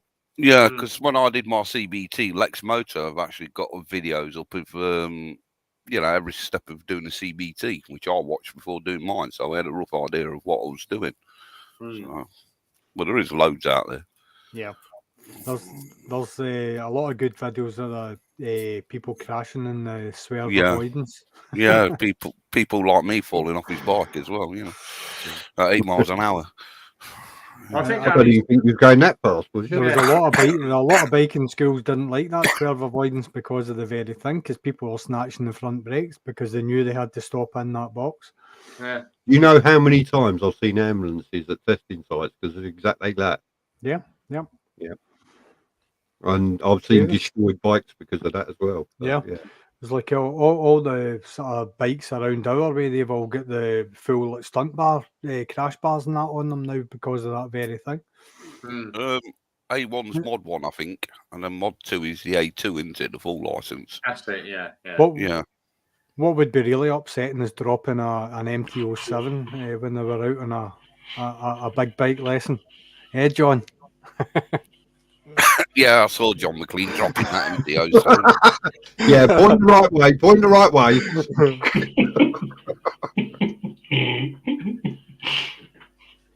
Yeah, all good. Yeah. So, lots of down there. Simon, my haircut's a bit like yours. Oh, yeah. Getting there. Yeah. You become a bungalow like me, not much up top. Yeah. 5 years away for you, Matt, I think. Yeah, I'm a bit thin like that and getting thin on top. Mrs. attacked me last night. Mine isn't thin, but the camera doesn't show it. Mine isn't thin, but it's very, very grey, which is almost see-through at times. So, yeah. Yeah. Do you remember in the 80s when you had like what is they called, a flat I had top? highlights in the 80s, yes, and now I've got natural ones. Yeah. Oh, flat top, yeah. Oh yeah, the flat top, and I had it highlighted and everything else. Now I've got natural highlight. Yeah. Although, because I'm a biker, I say it's not grey, it's chrome. So. Yeah. You all walk around looking like Vanilla Ice. Yeah. Mine's feeling. Oh, seeing as Exeter evening. Evening, Exeter. Someone messaged me and said, "Are the Vosges 500s hard to get hold of?" Yes, they are. You cannot get one anywhere in the UK at the moment for love or money. Plenty of 650s about. But there are no 500s for sale anywhere. Yeah, so I think we've had about 2 or 3 inquiries for the Vosges 500 this week and just can't get them for love or money at the moment. But they are releasing a bigger power electric. Hey, that'll keep going. But what petrol do you put over that then? Anything that burns. Yeah. Yeah. You have to go and B&Q get another extension lead. You know, if they want to go electric, what they should do is what they did with Dodgem cars. Just put a grid all over the top of the motorway. Yeah. You know, and metal plates on there. Gary McClarkson said that and that reminds me, that's back to, see when you had the Skeletric. Yeah. And then you had the TCR one. The TCR one ran on, it didn't actually run on a rail. It ran on 3 wires, didn't it? Yeah. Yeah, it reminds you of that. Yeah. Or to do what like Nottingham have done, stick the tram lines up, you know, the tram cables, and stick pentagrams on top of the cars, you know. Anyway, can we get off electric cars? I'm beginning to feel nauseous. Oh, Lockwood, while you're on camera, thank you for the stickers. Thanks for the pictures. No, you're welcome. I thought I'd send you. I've got one in. I think it's 3 weeks. He's booked for. He's booked for I think it's the 8th or 9th of May. And he said no, 8th or 9th of June. Sorry. And he said, I'm in Australia at the moment, but I need to get into a garage to get my bike serviced. What do you need? Just an oil and filter change. He said, I'm looking to sell it, and I went, oh, what you got? He said, believe it or not, he said, there is only one other bike in the UK. He said, I've got one of them. He said, but it's a very, very famous bike in the UK. What you got? And he went, let me just tell you, it's a 900R. I went, oh, okay. Yeah, Nuda. Husqvarna Nuda.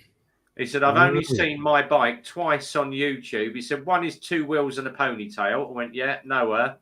He said, the other one's this guy called Royal Jordanian, RJ. And I went, yeah. Yeah, he loves his Nuda, doesn't he? Yeah. So this bloke's bringing it in. He said to me, he said, I've got it up for sale, but I want a lot of money for it. I went, yeah, I could imagine. What colour is it? It's the red and white one as well. So it's exactly the right one as well. If I had the money, that would be an off-road bike for me. I don't really know the bike, but I take it they are pretty rare then.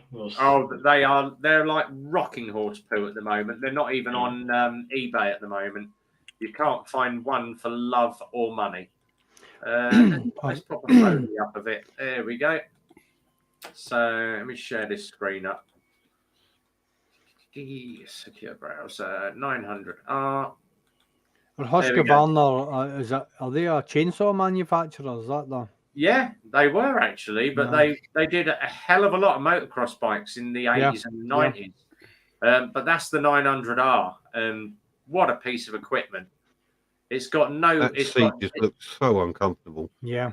Yeah, but it's... Can you imagine every time you accelerate sliding off the back of that? Oh, I'll tell you what. And every time you brake, you're sitting on top of the tank, can you? Believe it or not, because someone said, why is it all sharp edges on it? And it was actually designed. It hurts more when it hits you. It was actually designed to reflect rays of a speed gun in the opposite direction, so there is no flat surface for the radar gun to hit, because it's all sharp. Except for the rider sitting on top of it, yeah. It's made out of wood and painted black. It's made out of wood and painted black as well. Yeah. Looking to arrive with Safi Sprocket in July. Ah, brilliant! Yeah, Safi Sprocket's good. Right. Yeah, super motard seat, as he says. Yeah. I'll tell you what, a seat like that, it looks like if you relax, the whole bike's going to disappear up your arse, doesn't it? It really does. It looks like that's narrow. Like wearing a thong. What worries me you might as well just be sat in a fog, don't you? What worries me looking at that seat, as soon as you slam on the brakes and slide forward, you're going to crack your Yeah. No, you're going to slide up and over the handlebars, aren't you? There's nothing there to stop getting off it. Keep going. Hi, welcome to my channel. There we are. Anyone know if that Husky engine is the one they're using the C1 CCM unit? I have no idea. Actually. I'm sure CCM did use a Husky engine. I'm not sure whether it was that one. I know that they did. I don't even know if it was the Spitfire that they used it in, but I do know that they used a Husky engine at some point. Thought it was a Merlin, I'm thinking the wrong aircraft. Let me just find this other one, because there was a complaint about this one. Here we go. So I'll bring up the original photo. So where was it? So the original hire. It's not that Kawasaki girl again, is it? No, it's not. That's a shame. We all wanted to see that. It's past 9 o'clock. I've not seen this Kawasaki girl. Oh, yes, I have. Yes, I have. So the original. Right, there we go. Found it. So the original. Oh, someone's put it up for not. That's a workshop manual. No, don't want the workshop manual. I need the photo of it. There we go. That's the kitty. Right, let's share this up. So this is the one that Harley Davidson took to court about 4 years ago, and it was called the GV650. Oh, is that the Chinese knockoff? Yeah, there it is. That's the Chinese knockoff of the. It's the Korean knockoff of the Harley V-Rod or Night Rod. Yeah. So what was it they were complaining about? Was it because of its impeccable reliability? Exactly. It can't be a Harley copy. It doesn't break down. Well, no, they got away with it, didn't they, Red Bomb, because of the front forks or something, the rake angle or something. They changed the rake angle on the front fork, but it's they basically copied the Night Rod. Yeah. The other thing was, though, that they did. They've just brought out the new version, because Hyosung were just too much money, and they got dropped by MotoGP. So they've just released the new model until one of the road testers took the thing out, did a ride test on it, hit the brakes a little bit too hard, and slid forward and trapped a certain body part in that gap. Oh, was his name Alvin when he got off of it? I know. But look at the gap between the front of the seat and the back of the tank. Was it his nose? Yeah. Yeah, he actually trapped it between the seat and the tank. Why would you not just make that tank longer? Exactly. I don't understand that. They've just released that as the new hire song, but who puts a bloody gap that big in front of the, everything's going to slide forward. That's crazy. You look at that and you wonder why they've done that, though. You can't see any logical reason why there would be a gap there. It's there for the adrenaline junkies with the big gonads, isn't it? It's for them to hang there. There holds you bag. Do you know what I think they've actually done? They've put that gap in between the tank and the seat so that your eyes are drawn away from that bloody exhaust. Yeah. It does look like a bit of a scud launcher, doesn't it? To be honest, it sort of looks like a Michigan in some ways. Yeah. Looking at it. Yeah. It sort of got that. It's like they've put the seat on in the wrong place. They've took the number plate bracket off the back and put the seat where the number plate should be. It's a bit of a weird one, that, because their biggest seller, believe it or not, was this.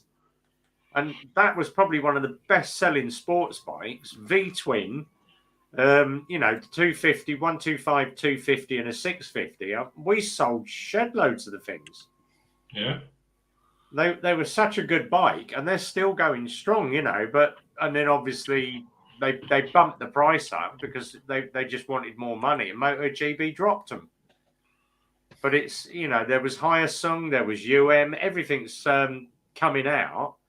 And then all of a sudden, they just dropped the bike brand. But it's stupid. As Exeter said, the GV's a good bike, but the 300's a bit snatched, yeah. Thought it was like, what's his nose? I know. Die Hard at it again. Why is it one of my first not on your sticker board? Yeah, but a Shrek skate park sticker is. It's like my son. He's talking about this over here. This is actually my tower. This is actually part of my PC tower. It's not a sticker board by any stretch of the imagination, right? But right, John, here we go. I'll do it live on here just to. Hold on a minute. Hold on. What you got? Will we all just do it live? Aye. John Mine's McLean. already there. Mine's just here. So I'm going to put it on, John. I'll put it under shred, right? And that. There you go. That'll keep him happy now. Now that he sees his wee face. God bless him. His wee YouTube face. This is the only way we're ever going to get Mr. Diehard on a live stream. I know. Yeah. That is. It does make me chuckle when I get every time. It's like when Rhythmic sent me stickers, and then obviously what Lockwood did. My daughter comes running down. He's like, "Oh, can I nick one, Dad?" It's like, just as I'm opening the envelope, they're disappearing. It's like, yeah, I want to. I want one for the car, one for my bike. Yeah, my son. Sorry, Robert. I was going to say, it's like I just get new stickers manufactured, and like when I got them in, and I did sort of a wee sort of review video as well. My son, he rides stunt scooters, so like when all the scooter companies, when you buy something, they give you stickers, and it's just tradition that you sticker bomb your helmet, and it's the first thing that he did. Oh, Dad, stickers! Yeah, straight in and away with all the stickers. He says, I'm going to give them to my pals, and it's like that's them gone already. I enjoyed my ride the other day on the new road in Nottingham. No potholes on it, and funny thing is, it's only 40 miles an hour, and I got a bit carried away on it. I'm in Michigan when I first got on it because I didn't realise it was 40. And I thought, brilliant bit of road up my neck of the woods that is at the moment. Showing the speed limits rubbish. I've just had to pay for my stickers from Lock. I'll never hear the end of that. That's what you get for being English. That's why I wear this T-shirt. You see, when I come on, look. I saw that. I like that. I'm repping Barry Sheen tonight. Hey. I'm just repping myself. That's right. I don't even know what I've got on under. Oh, there we go. I've got the red bomb on under me garage shirt. Well, I've got a couple of bike meets planned for next week anyway, so I'll be out getting them on video. I'm going to go to the biggest one in Nottingham. You did on video. That was nice. Yeah, I've got. I'm going to actually go to MFN, which is the biggest one. It's miles from nowhere. The actual owner of the place used to be one of the band members of Swaddy Waddy. Hey. They do bike nights on Mondays and Wednesdays. And I'll tell you what, I'm glad I didn't go last week because what I heard, it was absolutely jam-packed. You know, that one gets really busy. They've got an Irish tribute band. Did you know that? Shawaddy Paddy. Yeah. Yeah, that's crazy. I've stuck to a couple of videos up, actually. But yeah, I've been and back out of the bike. The only thing I didn't notice is when I got back is my left wrist was aching. Well, I think that's because I need to swap hands. Try using the right one for a while. It's a difficult on the left on the handlebar, isn't it? Yeah. I actually went in the Virgin. Oh, right, the bike. Sorry. Yeah. That's what I said. I need to swap hands. Yeah. I actually went up the old Virgin Megastore today, get some music. I said to Mum, looking for some rock music. He went, yeah, down there, mate. Good morning. Have a nice day. And I went, yeah, you too. And he went, oh, that's the third row on the right, mate. Good God, yeah. Lockwood, I was out with Graham's today. We were up Tyndrum way. And I was saying to him about when the three of us were out riding compared to today. Just the short space of time between the two rides, everything was just the water's washed away, all the salt. The roads were a lot stickier than they were. Obviously, the heat was better today as well. Yeah. It was just like two different roads. You know that it's like when we were out riding, I felt my shoulders and my wrists tense, and that's just basically because every time you're getting into a corner, you're trying to anticipate what the bike's going to do. But today, the bike was just where it needed to be. Yeah. It was great. You had that confidence today. Aye, it was good. It feels as if that's just like the sort of start of the good weather coming on.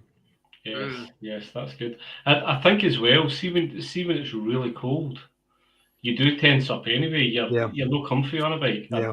I think that definitely affects your riding style when you're like that. But yeah, I cannot wait till the better weather's in. I've not been out since the MOT last week, but I'm hoping to maybe get out for a couple of hours tomorrow. Yeah, it's the girls' birthday party on Sunday, so it's never going to happen on Sunday. But no. What day was your MOT? It was Friday. Last Friday. Yeah. Right. So I was the Saturday morning. I was. I phoned Howie's and the Saturday. When did I phone them? The Thursday. The normal place that I normally phone AMR motorcycles, they're moving just now, so their workshop's not up and running. Yeah. And just like after COVID and everyone had to get MOTs, Graham's actually booked me into Howie's the year before. So this year when AMR, who I usually go to, couldn't fit me in, I phoned Howie's and they're like, when do you want it? I'm like, when have you got? That Saturday, 12 o'clock. That's spot on. So the old boy was that did the test. He was going golfing, so I came in about 20. I was 12 o'clock. I came in at 20 to 12, and he's like, ideal. That means that I can get your bike tested and away from my golf. Yeah, fair enough. Yeah, it's good. I like them. I think they're yeah. I mean, they're not that thorough, are they? But it's good though. You know, they do a good job. Aye. Here's a question for Red Bomb. New bike, when does it first need an MOT? Is it after 2 years? 3 years. 3 years, is it? 3 years, yeah. 3 years from first date of registration. Right, so I've got another year without having to get an MOT. Then yeah, exactly. Just a quick one. Obviously, we're talking about banging stamps on envelopes and sending stuff to people. watch out for a big scam that is going round at the moment. You will receive a grey card in the post telling you owe £2.50 postage. Ring this number, blah, blah, No, blah. it's not. It's actually from Royal Mail. So it's an official letter from Royal Mail. What this company have done, they basically multi-mailed just an envelope with a card in it, but not put a postage stamp on it. So you have to pay the postage to receive the item. So Royal Mail pick up the postage, which is probably going to be about £1.90. The rest of the money goes to the people that have sent the letter. And it turns out it's a scam company. What you get is it's like a witness card saying, God is with you. Thank you for your donation. Yeah, what that is the if somebody posts something without sufficient postage on it, Royal Mail will charge the recipient for the postage plus a £1 handling fee, which is £1.90 something. So all the money actually goes to Royal Mail. It's not a scam. It's somebody just sending stuff out with no postage on it. Yeah. It wasn't me, honest. But then does the recipient have to accept the mail, or can they refuse it? No. If you don't want to pay the charge, you don't accept the mail. That's it. What I have noticed, my mate was affected by it. I've got it here. So hold on, let me grab a pen a minute, because I'll catch you in a minute, Stu. Yeah. Yeah. Last time I held this up to the screen, someone went, "Oh, I know where you live." I'm like, "Oh shit."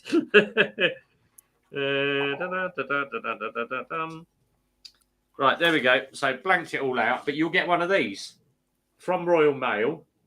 That's not from Royal Mail, isn't it? No. But it's got a Royal Mail symbol on it, but that is not from Royal Mail. No, because Royal Mail, it's all red. It's all red, because I had one today because it says visit royalmail.com, fee to pay. No, I would Google that Royal Mail fee to pay, and you'll probably find like whose address is this, and what they'll have done is they'll have adjusted the URL on it. Yeah. It's like see when you get an email, or you can tell that it's a sort of spam email from PayPal, and you actually click on the email address and it's PayPal, and then it's like letters and numbers after it. But you don't see that bit. All you see is the bold letters of PayPal, because they make it longer than what your mobile phone screen or whatever will accept. They're clever at what they do. Crazy Dad Biker said, what happens to the mail? If you don't collect it, it gets returned to sender and they get charged if there's a return address on it. If not, it goes to Belfast, to the letter opening bureau, which is out there in Ireland, and they open it to find out if they can trace it back, to go back. If there's no trace on it, it gets destroyed. So always put your return address on it if you don't want anything to go missing. Yeah. And see, like Instagram as well. There's been a few things like Bitcoin scams and whatever on Instagram. My mate actually he's got a very, very successful Instagram account and got it hacked. And what it was, they had actually hacked his mate, and they had used his mate's Instagram. They basically changed the password, hijacked the Instagram account, and messaged my mate to actually say to him, "Can you verify me for this competition?" And he went on and he did it, and they hijacked his Instagram as well, and he lost it. So just be very, very wary, because I've seen it happen to a few motorbike channels as well. I've been affected by it. And another common one is that's going around is Facebook. People think they've been hacked because they're getting friends requests from their friend, and then they'll followed up with a message and what have you. And what it is people actually creating accounts, they're cloning them, and they'll go onto your account and they'll download your profile picture and your whatever, and they do it that way. So. But empty belly's holding up a proper Royal Mail card. Yeah. That's a proper Royal Mail one, because I've got a parcel to go and collect. So if I just do that, so you don't see the address. Yeah. There you go. That's right. We all know where you live anyway, don't we? Yeah, I know you lot. Did that say that's for Just Honey? Is that right? Yeah. New fleshlight. Well, obviously, Lockwood's making shit lots of money then, because if you type into Google Lockwood space at 92, it actually shows his house. Shut up. Yeah, it does. If you actually type in Lockwood space 92 into Google, and it comes up with your house. Yeah. Lockwood House Guest House. I'll make a sticker out to them, by the way. Definitely. Sticker bomb now outside it. That's it. Honestly, I almost shit myself there. I thought, do you know that part you were on It'd about have been earlier? funnier if it was a Google Street View, Lockwood, and you've got your bare bum at the window. Like That's only ever happened once. So it would be quite, it would be someone else if it was caught. But I'd actually had my ass out the window that day. My missus got a ban for sharing a certain person who got caught by a Google camera. And she shared it on Facebook, and she got a ban on Facebook for sharing it. Was that the geezer that was sitting there having a Tommy to the yeah. And then eventually Google Earth clicked about it and blurred it out. Yeah. Because it was doing the rounds. And my missus got a Facebook ban for that. Top Gear did one in Scotland, and that was the Stig standing at the side of a road in Scotland. Yeah. And there's been another few that I'm not going to because Yeah. My missus is currently in Facebook jail. Yeah, Billy Connolly. I think Billy Connolly did that on one of his live shows because he said, "Oh, there's some great programs to watch on a Sunday night." But he said, "But there's this great one called Songs of Praise." He said it used to be hosted by a guy called Harry Seacombe, and everyone was like, "Yeah." He said, and Harry Seacombe actually came up to Scotland one year and did Songs of Praise. He said the bit where they're going. I think it was like they're going through. Is it the A9 or something that goes through the middle? What's your main road through Scotland? Well, you've got the M8 that goes through Glasgow, and then you've got the M9 that goes up the east coast all the way up to Inverness. He said they're all stood in this field. He said, and there's the sheep in the background and the snow-capped mountains. He said, if you get the camera to pan slightly to the right, he said, I was stood in the field. I was pissing up against the side of a tree. He's done it a few times. He's Harley Trike in the World Tour of Scotland. He rode it naked. Yes, that's right. And then he's danced naked around Stonehenge as well. He danced naked on the North Pole, didn't he? Any of his programs you watch, at some point you're going to see him dancing naked. He's brilliant. So, Rev, just when we're saying that, what's the deal when you come up? Because you're coming up, is it June? I was coming up in June until I went to go and book, because I was going to come up on the 4th, book the time off of work, because I was going to leave on the Friday night, come up for the Saturday and ride home on the Sunday. Yep. Booked all my holiday dates off, and I went, right, that's it, I'm away for the 4th. And she went, you bloody well ain't. And I went, yeah, I've already booked it. I'm riding with Simon June the 4th. You bloody ain't. Why? You're best man at my brother's wedding. Shit. So I am coming up the first week of, probably the first or second week of August. I'm coming up on my own. Right. Okay. Yeah. Because I think Simon's going up with Andy, aren't you? Well, I'm just looking at the calendar now because the 2nd and 3rd are both bank holiday days, Thursday and Friday.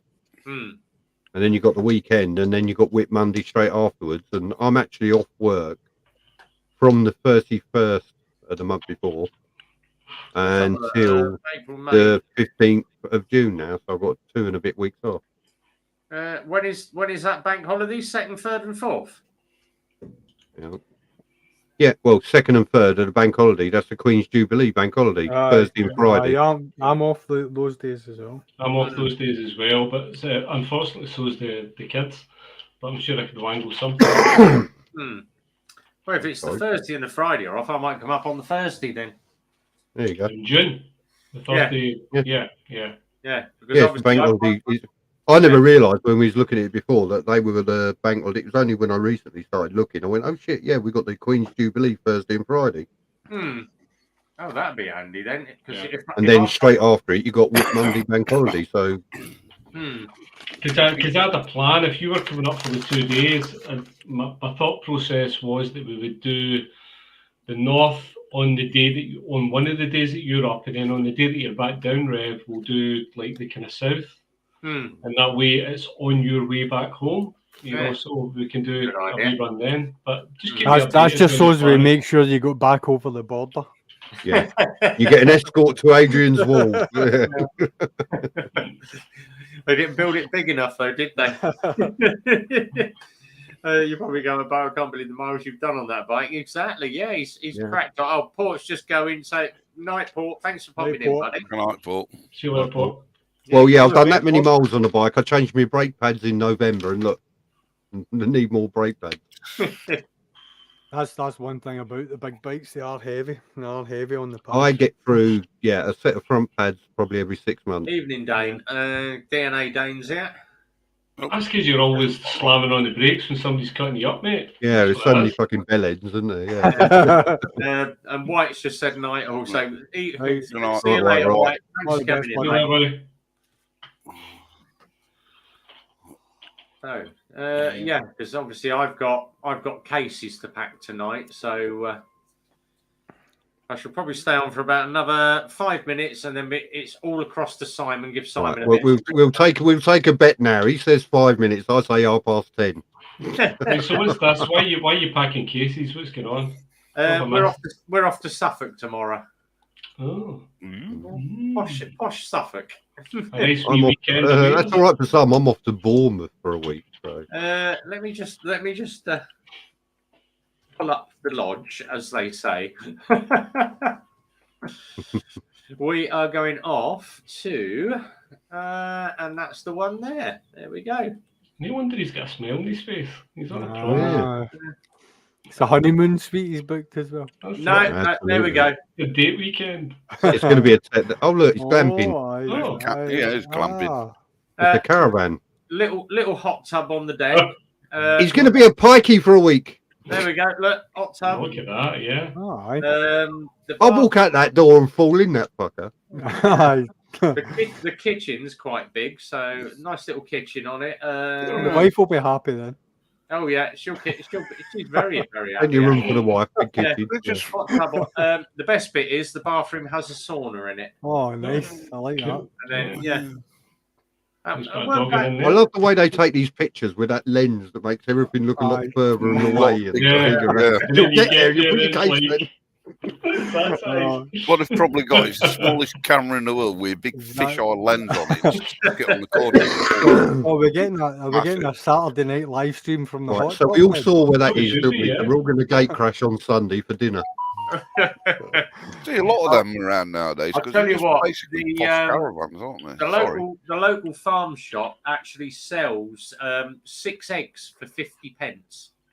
Or you could buy a dozen for £1. Are they Cadbury's though? Are they Cadbury's? No, these are proper eggs.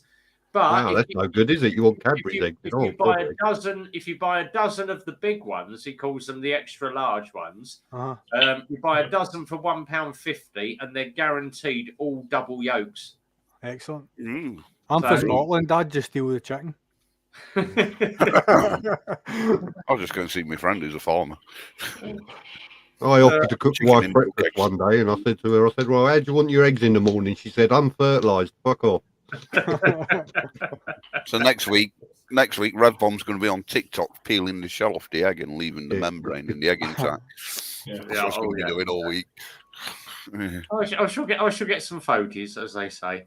Excellent. But we're the pub literally is about half a mile from where the lodge is, but it's run by Ed Sheeran's dad. So half a mile's a long way. Can't they move the pub any nearer? I know. I need an Uber for that. Half a mile's a long way. Tell him that Rev's going to be there this weekend and he needs to make a visit. Rev, what you need to do is you need to grab Ed Sheeran and get him to do an intro for you for your yeah.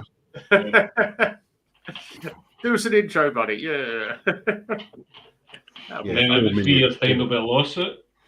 I'll tell you what, I've got to get a photo of the guy. It's literally. Do you remember the old Anderson shelters that you used to get from the war? The old round ones. Yeah. I don't personally remember them, but I've seen pictures. Yeah, it was my great granddad that invented it. Yeah. The local village shop is in an Anderson shelter, an old metal Anderson shelter, and you go in. He's got his little brown coat. He's got his little flat hat.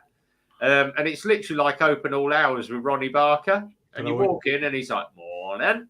What you going to be wanting this morning? Oh, the first time we went in, I said, oh, just a loaf of bread, pint of milk and a newspaper. Pork granules.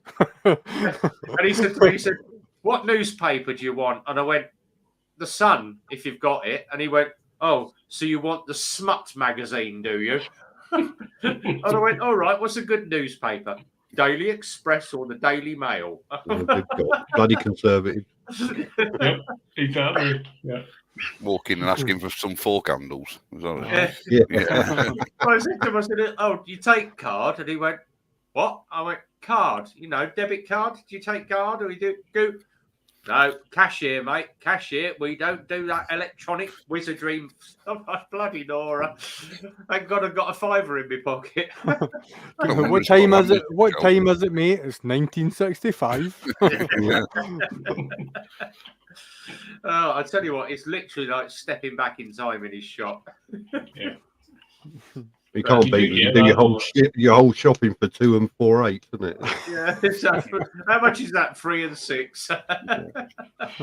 It's mad because you walk into these places and it's the smell. As soon as you walk in, you're like, yeah, they've managed to keep the smell in there from 1942, haven't they? There's no way in the world they'd get a card machine in here.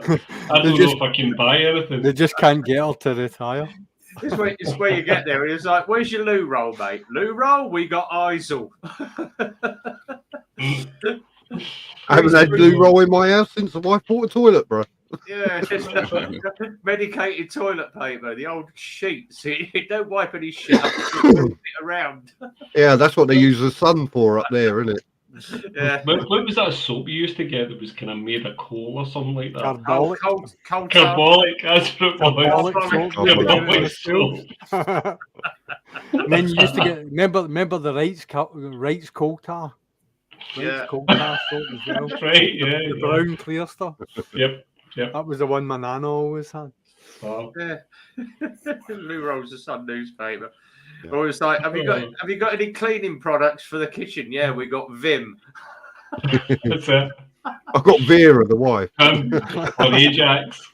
Ajax. That was the one that you got in the tin, wasn't it? Yeah. You could have turned it at the top. Yep, Ajax. Yeah. And you just had to make sure you didn't mix it up with your tooth powder that you used to brush your teeth. I always remember like my mum and dad and my gran and grandpa as well. It's like under the sink. It was the tin of Duraglit. Oh yeah. Nobody polishes anything anymore. Yep. The Duraglit gone, the Brasso and that. It's like the old Brasso, yeah. Brasso and Silvo and Duraglit. Yeah. It's all gone. Yep. It's like, what's going on? Yeah, he's just said, do you remember the old Jif? Yeah, the old lemon squeezy. Problem is probably a lot of them now banned because they probably cause cancer or something. Well, there's a lot to be said. Once a week before the front door step was cleaned with Jay's fluid, and then it got poured down the drain as well. And, Do you still get brother pads? Yes. You still get them? I've not seen them for years. Brother pads. I tell you what, they've got that. I said to my mum, "Oh God, I must have been in my 20s," and I said to her, "I said, if you're popping down the road," I said, "Can you do me a favour?" And she went, "What's that?" I said, "Can you pop into Simon will remember Males Motorcycles?" Yeah. It used to be it was Missions, but it used to be Males. Yeah. Pop into Males and ask Eric if I can have a tube of Autosol. And Autosol's still going. She went, "What's that for?" I said, "I can shine my bike up, do the chrome." She come home and she dumped this packet on the side. So of course I've just grabbed the tube, stuck some on the cloth, started shining the bike up. I went, "This stuff's crap." And she went, "That's my stuff. That's my canister." And I went, "Oh, crap." Your bike didn't get brushed all year. Yeah. We used to use, in my old job, dealing with ink and stuff, we used to use a product called MDK. Oh, yeah. Fantastic stuff for removing ink and that. But the problem is they banned it because they found out that there was a chemical in it what could cause cancer. And we'd all been using it for years as engineers. Brilliant stuff that was. Well, like I say, and I actually knew a customer who still managed to keep hold of a tin of it and was still using it like 10 years down the line. God. Bloody nasty stuff, apparently. Quick one from GCC. Lexmoto Diablo, damn good bike, actually. Better than the Titan. A little bit more money, but yeah, a lot better than the Titan and a bit more reliable. And it's a better looking design on it as well. I thought Canasta was toothpaste. Yeah, taste it and see. We call it Caniston right up here, not Canaston. We call it Caniston. Caniston, we call it Primark, and I think you guys call it Primark. We call it Primark, which it should be called, and you call it Primark. Primark, yeah. Well, like Lidl and Audi, isn't it? And apparently we're pronouncing that wrong. Well, it should be Aldi. When it first came out, wasn't it? What's yellow and blue and full of crap? A Lidl's carrier bag. That was shit. Yeah, Rory's right there. A lot of the stuff nowadays is, a lot of the old stuff we used to do got banned because the chemicals could kill you. I used to use a product when I was an apprentice engineer. It was called loose oil. I don't know if any have ever heard of it. It was kind of red and it smelled like germaline. And like if you had any rusted parts, you basically poured it onto it and you just left it. You actually made a cup of tea. You had a cup of tea and you sat, and by the time you drank your cup of tea, you just got out of a spanner and it released. And I've never ever been able to. I don't know whether or not it was like a local name that we had for it. It may have been called something else. That's what the boys that I worked with, that's what they called it. I've googled loose oil. I've googled all different types of names, and I cannot find it for the life of me. But this stuff, I hadn't came across anything that it couldn't release. Did I take the disclaimer down? Oh, put the disclaimer back up. Yeah, I forgot about that. I was going to say, can you still get hold of red oxide paint? Yes, yeah. It's still around, is it? There we are. Loose all. There we go. Yeah. Can you Nitro Rory? Can you still get it? And if so, where? Because it's bloody good stuff. There we are. My dad's got a can of it. He's had it since like the 70s. Yeah. Well, I'm not old, so that'll be on eBay later for about 60 quid. I'm not that keen on it. I don't think. It's maybe one of these things that has been replaced with something else, but yeah, they'll take everything off the shelf because the chemicals are bad and don't degrade or whatever. Yeah, we used to get it in it was like 25 litre drums. We used to get it, and it was fantastic stuff. And you would put it into the wee metals, like the wee metal oil can thing. You would just put it in and just drip it straight into a thread, and you could actually watch it. Plus gas. That's one of the good ones. Plus gas. I mean, a plus gas is kind of the new sort of idea of the sort of same thing. Yeah, good product. There's loads of the old stuff that used to be about. It's like the old what was it? The old weed killer, paraquat. Aye. And that was banned everywhere because people were dropping like flies. Yep. I know a story about that, and it wasn't a nice story. And it was a guy I used to work with. His dad worked with the council, and he basically got an empty bottle of Iron Brew and poured some in. He worked, as I say, with the council, and he brought some home with him. He'd been out at the pub and found himself thirsty and drank it. Oh, Jesus. Killed himself. Yeah. And the council up in Coatbridge, where it happened, banned it before it was banned everywhere else.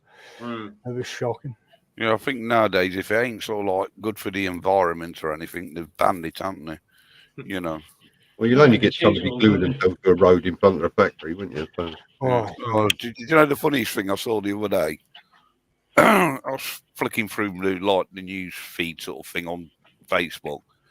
Was the protesters who stopped that tanker, and the bloke was being interviewed, and they went, "So what they're doing? Well, they're stopping all the oil products coming out and all this." Like he went, "It's cooking oil," and it was basically a tanker full of cooking oil, and it stopped it. Oh yeah, the protesters were actually on it, standing on it and everything. Can you turn around and went, it's cooking oil, you know? And it's like, it's not petrol or diesel, right? No. It could be though. Cooking oil nitros, but you don't get creosote anymore. That's right. Creosote. That's Creosote, right. but you can make your own creosote, and it's very easy. Get yourself 2 liters of creosote. You're going to need at least a 5-gallon bottle to mix it all up. So, gallon of creosote in there. What you need is a good 2 liters of decent paraffin and a good 2 liters of old engine oil, and mix it all up, and it does exactly the same job. I was going to say, used engine oil is a very good protector for the wood paint and things. I used to love the smell of creosote. Oh, I definitely. Oh, yeah, amazing. You know, and the thing is, it wouldn't last. You would only maybe a year out of it. You had to redo it, but yeah, nothing better than the smell of creosote on a fence. Yeah, mix it up with some paraffin and good old engine oil. I wouldn't even know where you could buy paraffin anymore. We used to have a local shop, hardware shop. Hardware they shop. sell it by the bottle now, like B&Q somewhere like that. Yeah. You still get the paraffin heaters and stuff. Yeah, you still get paraffin, but mix your creosote with your paraffin, and then chuck in about sort of. So it's a mix of 50% creosote, 25% paraffin, and 25% old engine oil. Yeah. Mix it all up, give it a good stir. You've got creosote. B&Q sell paraffin by the little 5-litre drum thing. Yeah. All right. Yeah. If it comes from Russia, I used to use it for cleaning the chain on the motorbike. I used to use it for. I know that that's a good tip. Is like leave a chain in paraffin overnight, and Yeah. Well, I used to get it on the old brush and then just brush all the chain off and then wash it all off. Yeah, bring the chain up to parking. Yeah. My granddad, because my granddad's garage used to be about 500 yards from the house. They had a communal garage area, like 5 garages one side, 5 the other. And in the winter, because it was asbestos roofs, the garages used to get really cold. So my granddad used to go down with a paraffin heater, put the paraffin heater on and leave it overnight, come back in the morning. The garage was nice and warm and he could start the car. Until the wick until it decided it didn't want to run one night and decided to soot. So it was just black globbing. Yeah. He opened the garage door to a black car, black roof, black wall. Yeah. We used to mix sawdust with paraffin and that, and used to make little heaters for when we went fishing in the winter. Mm-hmm. Sort of pike fishing and that. We used to get the old metal biscuit tins back then, not the plastic ones. Yeah, you used to be able to make your own firelighters out of paraffin and sawdust. Yeah, mix it together, clump it together, and that was a really good fire. Yeah. No, there we go, Zed. We'll just speak to Die Hard. He's got kerosene. Well, he gave me some kerosene, which I pronounced as kerosene. But kerosene is seemingly paraffin as well. So yeah. It's like terps. I love the smell of terps. We'll stop sniffing that stuff. And it's strange to people, the things people sniff. Well, I know. What brings back memories as well, because we were talking about the old hardware stores where I'm from, the little village of Calverton where my mum is. There used to be one there, and that used to have such a distinctive smell when you walked into the place. Yeah. And it's like every now and then you'll smell something and you'll think, oh, and it brings you back to the old shops and whatever you used to go in. We used to have a hardware store in Linwood where I stay. And you walked in, and to let you understand, everything was floor to ceiling shelves with boxes, and the boxes had prices on it. The wee woman that stood behind the counter had a brown jacket on. She had a ladder, and you could say to her, I've got like a Hoover such and such and such, and the belt snapped. Hold on, son, I've got the very thing, and she'd go over with a ladder straight up. You need a Hoover bag. You'd hear her rustling the packet. There you go, son. That'll do you. That'll be whatever it was. And it was a distinctive smell. It was like a dry, not a damp. It wasn't damp. It was a dry kind of. It was such a lovely, distinctive smell. It's like the one, I was talking about in Calverton. You used to go in with like a washer, and go, "You got any of these?" And you just hand them the washer over and go, and and take one look at it, and go, "Yeah, back in." I've got the very thing. Back in a minute, and just next thing you know, they come back with half a dozen of them. Fuses, old house fuses, fuse wire, anything that you could possibly present to them. Like, we had a local shop in Aylesbury Street. In the morning. Yeah. Simon, do you remember? Oh God, this is going back a bit. Goddens in Aylesbury Street, old Gerald Goddens. Yeah. And he had a sweet shop, and all the kids used to come in, and they used to go in one door, out the other, because he had two doors. And as they walked down the shop to walk out, he'd be watching them as they come in. As you got to the end, you'd be nicking the sweets. But you used to grab a couple of sweets and leg it out the door as quick as you can. But then for years and years, as the kids walked past, they'd come in the shop, he went, "Do you want a sweet? Here, have a sweet, have a sweet." And the coppers actually arrested him because he was giving sweets to the kids free of charge. And the kids were getting home and they're like, "Where did you get the sweets?" "Oh, the guy in the sweet shop gave them to me." "Why did he give them to you?" And for years and years, people called him out as a bit of a nonce, didn't they, Simon? Because he was giving the kids sweets. That's a shame. Yeah, and it wasn't. He wanted them to stop them nicking his sweets. Because obviously giving away a couple of sweets is better than losing a bloody great handful. Absolutely. Yeah. And he got called out over it. Poor little old boy. There's some people that should have been called out that never the opportunity. I've seen the documentary. I watched the documentary on Netflix. Yeah, I've watched that. I angered me. It really did, because him and Gary Glitter, how they managed BBC covered it all up for him for all those years. Yeah, I know, but see the fact that Jimmy Savile was visiting that all-girls school, that reform school, and he actually promised these girls that he would take them to Top of the Pops. He actually chose girls to take there that he was going to give to Gary Glitter. Well, that's how he got bloody done in the end, wasn't it? Because one of the main witnesses who came forward, she sort of went, "Oh yeah, he took me down to Top of the Pops," and they were going for all the footage, and they couldn't find her, and then they found this compilation. Right. She was sitting on a beanbag, and she was sat in the bloody compilation, and she's only on screen for about 2 or 3 seconds. That's right. And she was sat there, and that's what got him. One of the big things about Jimmy Savile was the birth of the internet, because if you've watched the documentary, the son of the woman who actually ran that all-girls reform school, he became a reporter. And he investigated Jimmy Savile, and he'd heard all these rumours within the school, and he couldn't substantiate it. And as the internet started to grow, he kept on going back and going into the search and going back to the school and going back to the school, and slowly but surely the picture developed where all these people were going on and starting to discuss. Well, that's why Johnny Rotten, was it Johnny Rotten who got banned off the BBC? Because he did, because he tried to expose him early on. Way back he tried to expose him about it, and they banned him. Yeah. That's right. Yeah, it was bloody, and the fact that they gave him keys to that mental prison. That was the Edwina Curry that did that. Yeah, gave him his own bloody suite and everything. And keys. Yeah, it's bloody disgusting how he managed to get away with it. It was horrendous.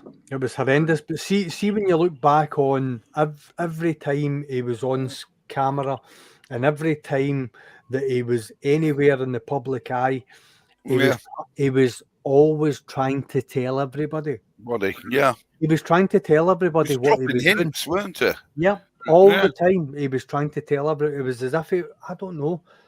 I think it was a guilt thing, Zed. I think he was basically expressing what he was doing. Yeah. And in a way that it made it seem acceptable to him. I think it was guilt. Yep. Yeah. That's I was watching a program, and it was a psychologist that was actually sort of I don't want to sort of go down the rabbit hole of this whole sort of topic, but what the psychologist was doing was saying that the whole charity thing was to outweigh the negative that he was doing. Yeah. And this was his mental way of balancing it all out. The more charity work that he did, excused the negative stuff. And that's the way his mind worked, and it's a sad thing. And he was doing good. Yeah, you're right. I think that was it was taking the guilt factor away that he was doing good. Yeah. Yeah. Because I don't know if any of you know that, see, when he was found, when he had passed away in his flat, he had his fingers crossed. Mm. And they say that this was him hoping and praying that when he got to meet his maker, that he had done enough of the good to excuse the bad. Well, they had to remove his headstone, and there's a rumour is they've removed his grave, his coffin as well from Scarborough. Right. Because his house was just decimated, wasn't it? Is it? Yeah. The one, yeah. The one up at Glencoe. And the funny thing is if you actually go to the cemetery where he's buried in Scarborough, because it was buried at a weird angle, so he could still face the sea. He was buried. It was requested that he was buried at a 45-degree angle facing the water. Yeah, but if you look at the grass where his supposedly grave was, it's all bloody knackered because people are pissing on it. That's right. When they go up, that's right. Because the undertakers that actually buried him, they went in overnight and they lifted and destroyed, because I remember the photograph of the whole gravestone in a skip. Yeah, because it called the newspapers out, didn't it? Because all the media are out because they did it at night time, and because they thought it was going to happen in the morning, but they snuck in at night and did it. Yeah. Well, like I said, cut a few up for that, didn't they? Old Rolf Harris as well. He was another one. Well, if you look at if you even look at the Louis Theroux documentary, when he actually confronts Jimmy Savile, and he actually goes as far as accusing him of being what he was. I'm not going to say the word because I don't like the word, but and Jimmy Savile says, well, they can say what they want, but I'll bring them all down. So you think about what he meant by that. Yeah. We're all corrupt, aren't we? I mean, the world's corrupt. I've spent a lot of time looking into sort of criminality. I like watching criminal videos on YouTube, psychology things and that as well. Yeah. And Netflix. I was watching. I was watching. It was a boy who Jimmy Savile had actually abused. It was it was a guy who was a criminal that Jimmy Savile befriended because he wanted to groom his son. He actually took his son down to London to a party, and the boy was systematically abused by everyone that was at the party, Jimmy Savile to start off with. And he was asked why, when Jimmy Savile died, did he then come forward to say he was abused? They said, because the last person that abused me took his police uniform off to do it. So what does that tell you? Hands in all the pies, didn't they? Yeah. Well, no, I was going to say, if you look on Netflix, there's the Ted Bundy tapes, and there's another serial. I'm watching that right now. Yeah, but because I can't remember the new guy, the latest ones. Well, I've started watching them because I like stuff. I like watching stuff. They were saying because obviously Nitro's put up about Madeleine McCann. They were saying, I think it was on the news today, that they think they found the person that did it. Yeah, well, it's that guy in Germany, innit? They've arrested a person of interest, apparently. Yeah, that's it. Yeah, I think they've been chasing this guy for a while. Yeah, the guy he's in prison at the moment, isn't he? In Germany, serving 7 years. Yeah. All this reminds me of it's all I think Heart Radio now, is it, Simon? That's around it used to be there used to be a little radio station from Milton Keynes called Horizon. That was it, Horizon 103.3 FM, the hot station of the nation. And they had there was a local DJ on it, Trevor. I can't think of what his name was, Trevor Powell or something. But he used to do live on air, and he used to run these little competitions. And he said, all right, he said, we're going to do this one. He said, if you can give me a word that is true, but not in the English dictionary, you can win yourself 2 tickets to the local cinema. And back then it used to be the Point. It was like the pyramid building with a cinema in it. So this guy had phoned out and he went, what's your name? Went all through it. He said, what's your word? He went, gopher. And he went, well, that's an animal. He went, no, gopher. And he went, how do you spell it? He went, Goffa, gopher. And he went, well, how would you use that in an English sentence? And he went, as in, go fuck yourself. And the phone went down. Sorry about that. I do apologise. Of course, back then it was live radio. They didn't have these delays, like 20 seconds. So I do apologise, ladies and gentlemen, for the bad language. Right, let's move on to the next call. He did 2 or 3 more. And then this next one come up and he went, "Oh, can I take your name?" And you could tell it was like the same person putting an accent on. He said, "So what's your English word?" And he went, "Shmee." And he went, "How do you spell it?" He went, SCHMEE, Shmee. Then he went, "And how would you use that in the English language?" You went, "Shmee again, go fuck yourself." Have you ever seen the guy in the Americans? You know how the Americans love the live broadcast, and it's the effer in the pussy guy. Have you seen him? Yeah. It's like she's like, and this is an eyewitness, and what did you see? And he's like, "Go fuck in the pussy." Right, we're going to switch across this. I did say I'd get out of here by 10 o'clock. So, yeah. It's always the same. Yeah. I think I won me bet, didn't I? You did right to the minute, Simon. Right. So we're going over to Simon's channel, everybody. I'm going to jump over there. I'm just going to go off and have a quick cigarette, cup of coffee, and then I've got to start packing cases and getting some washing and ironing done.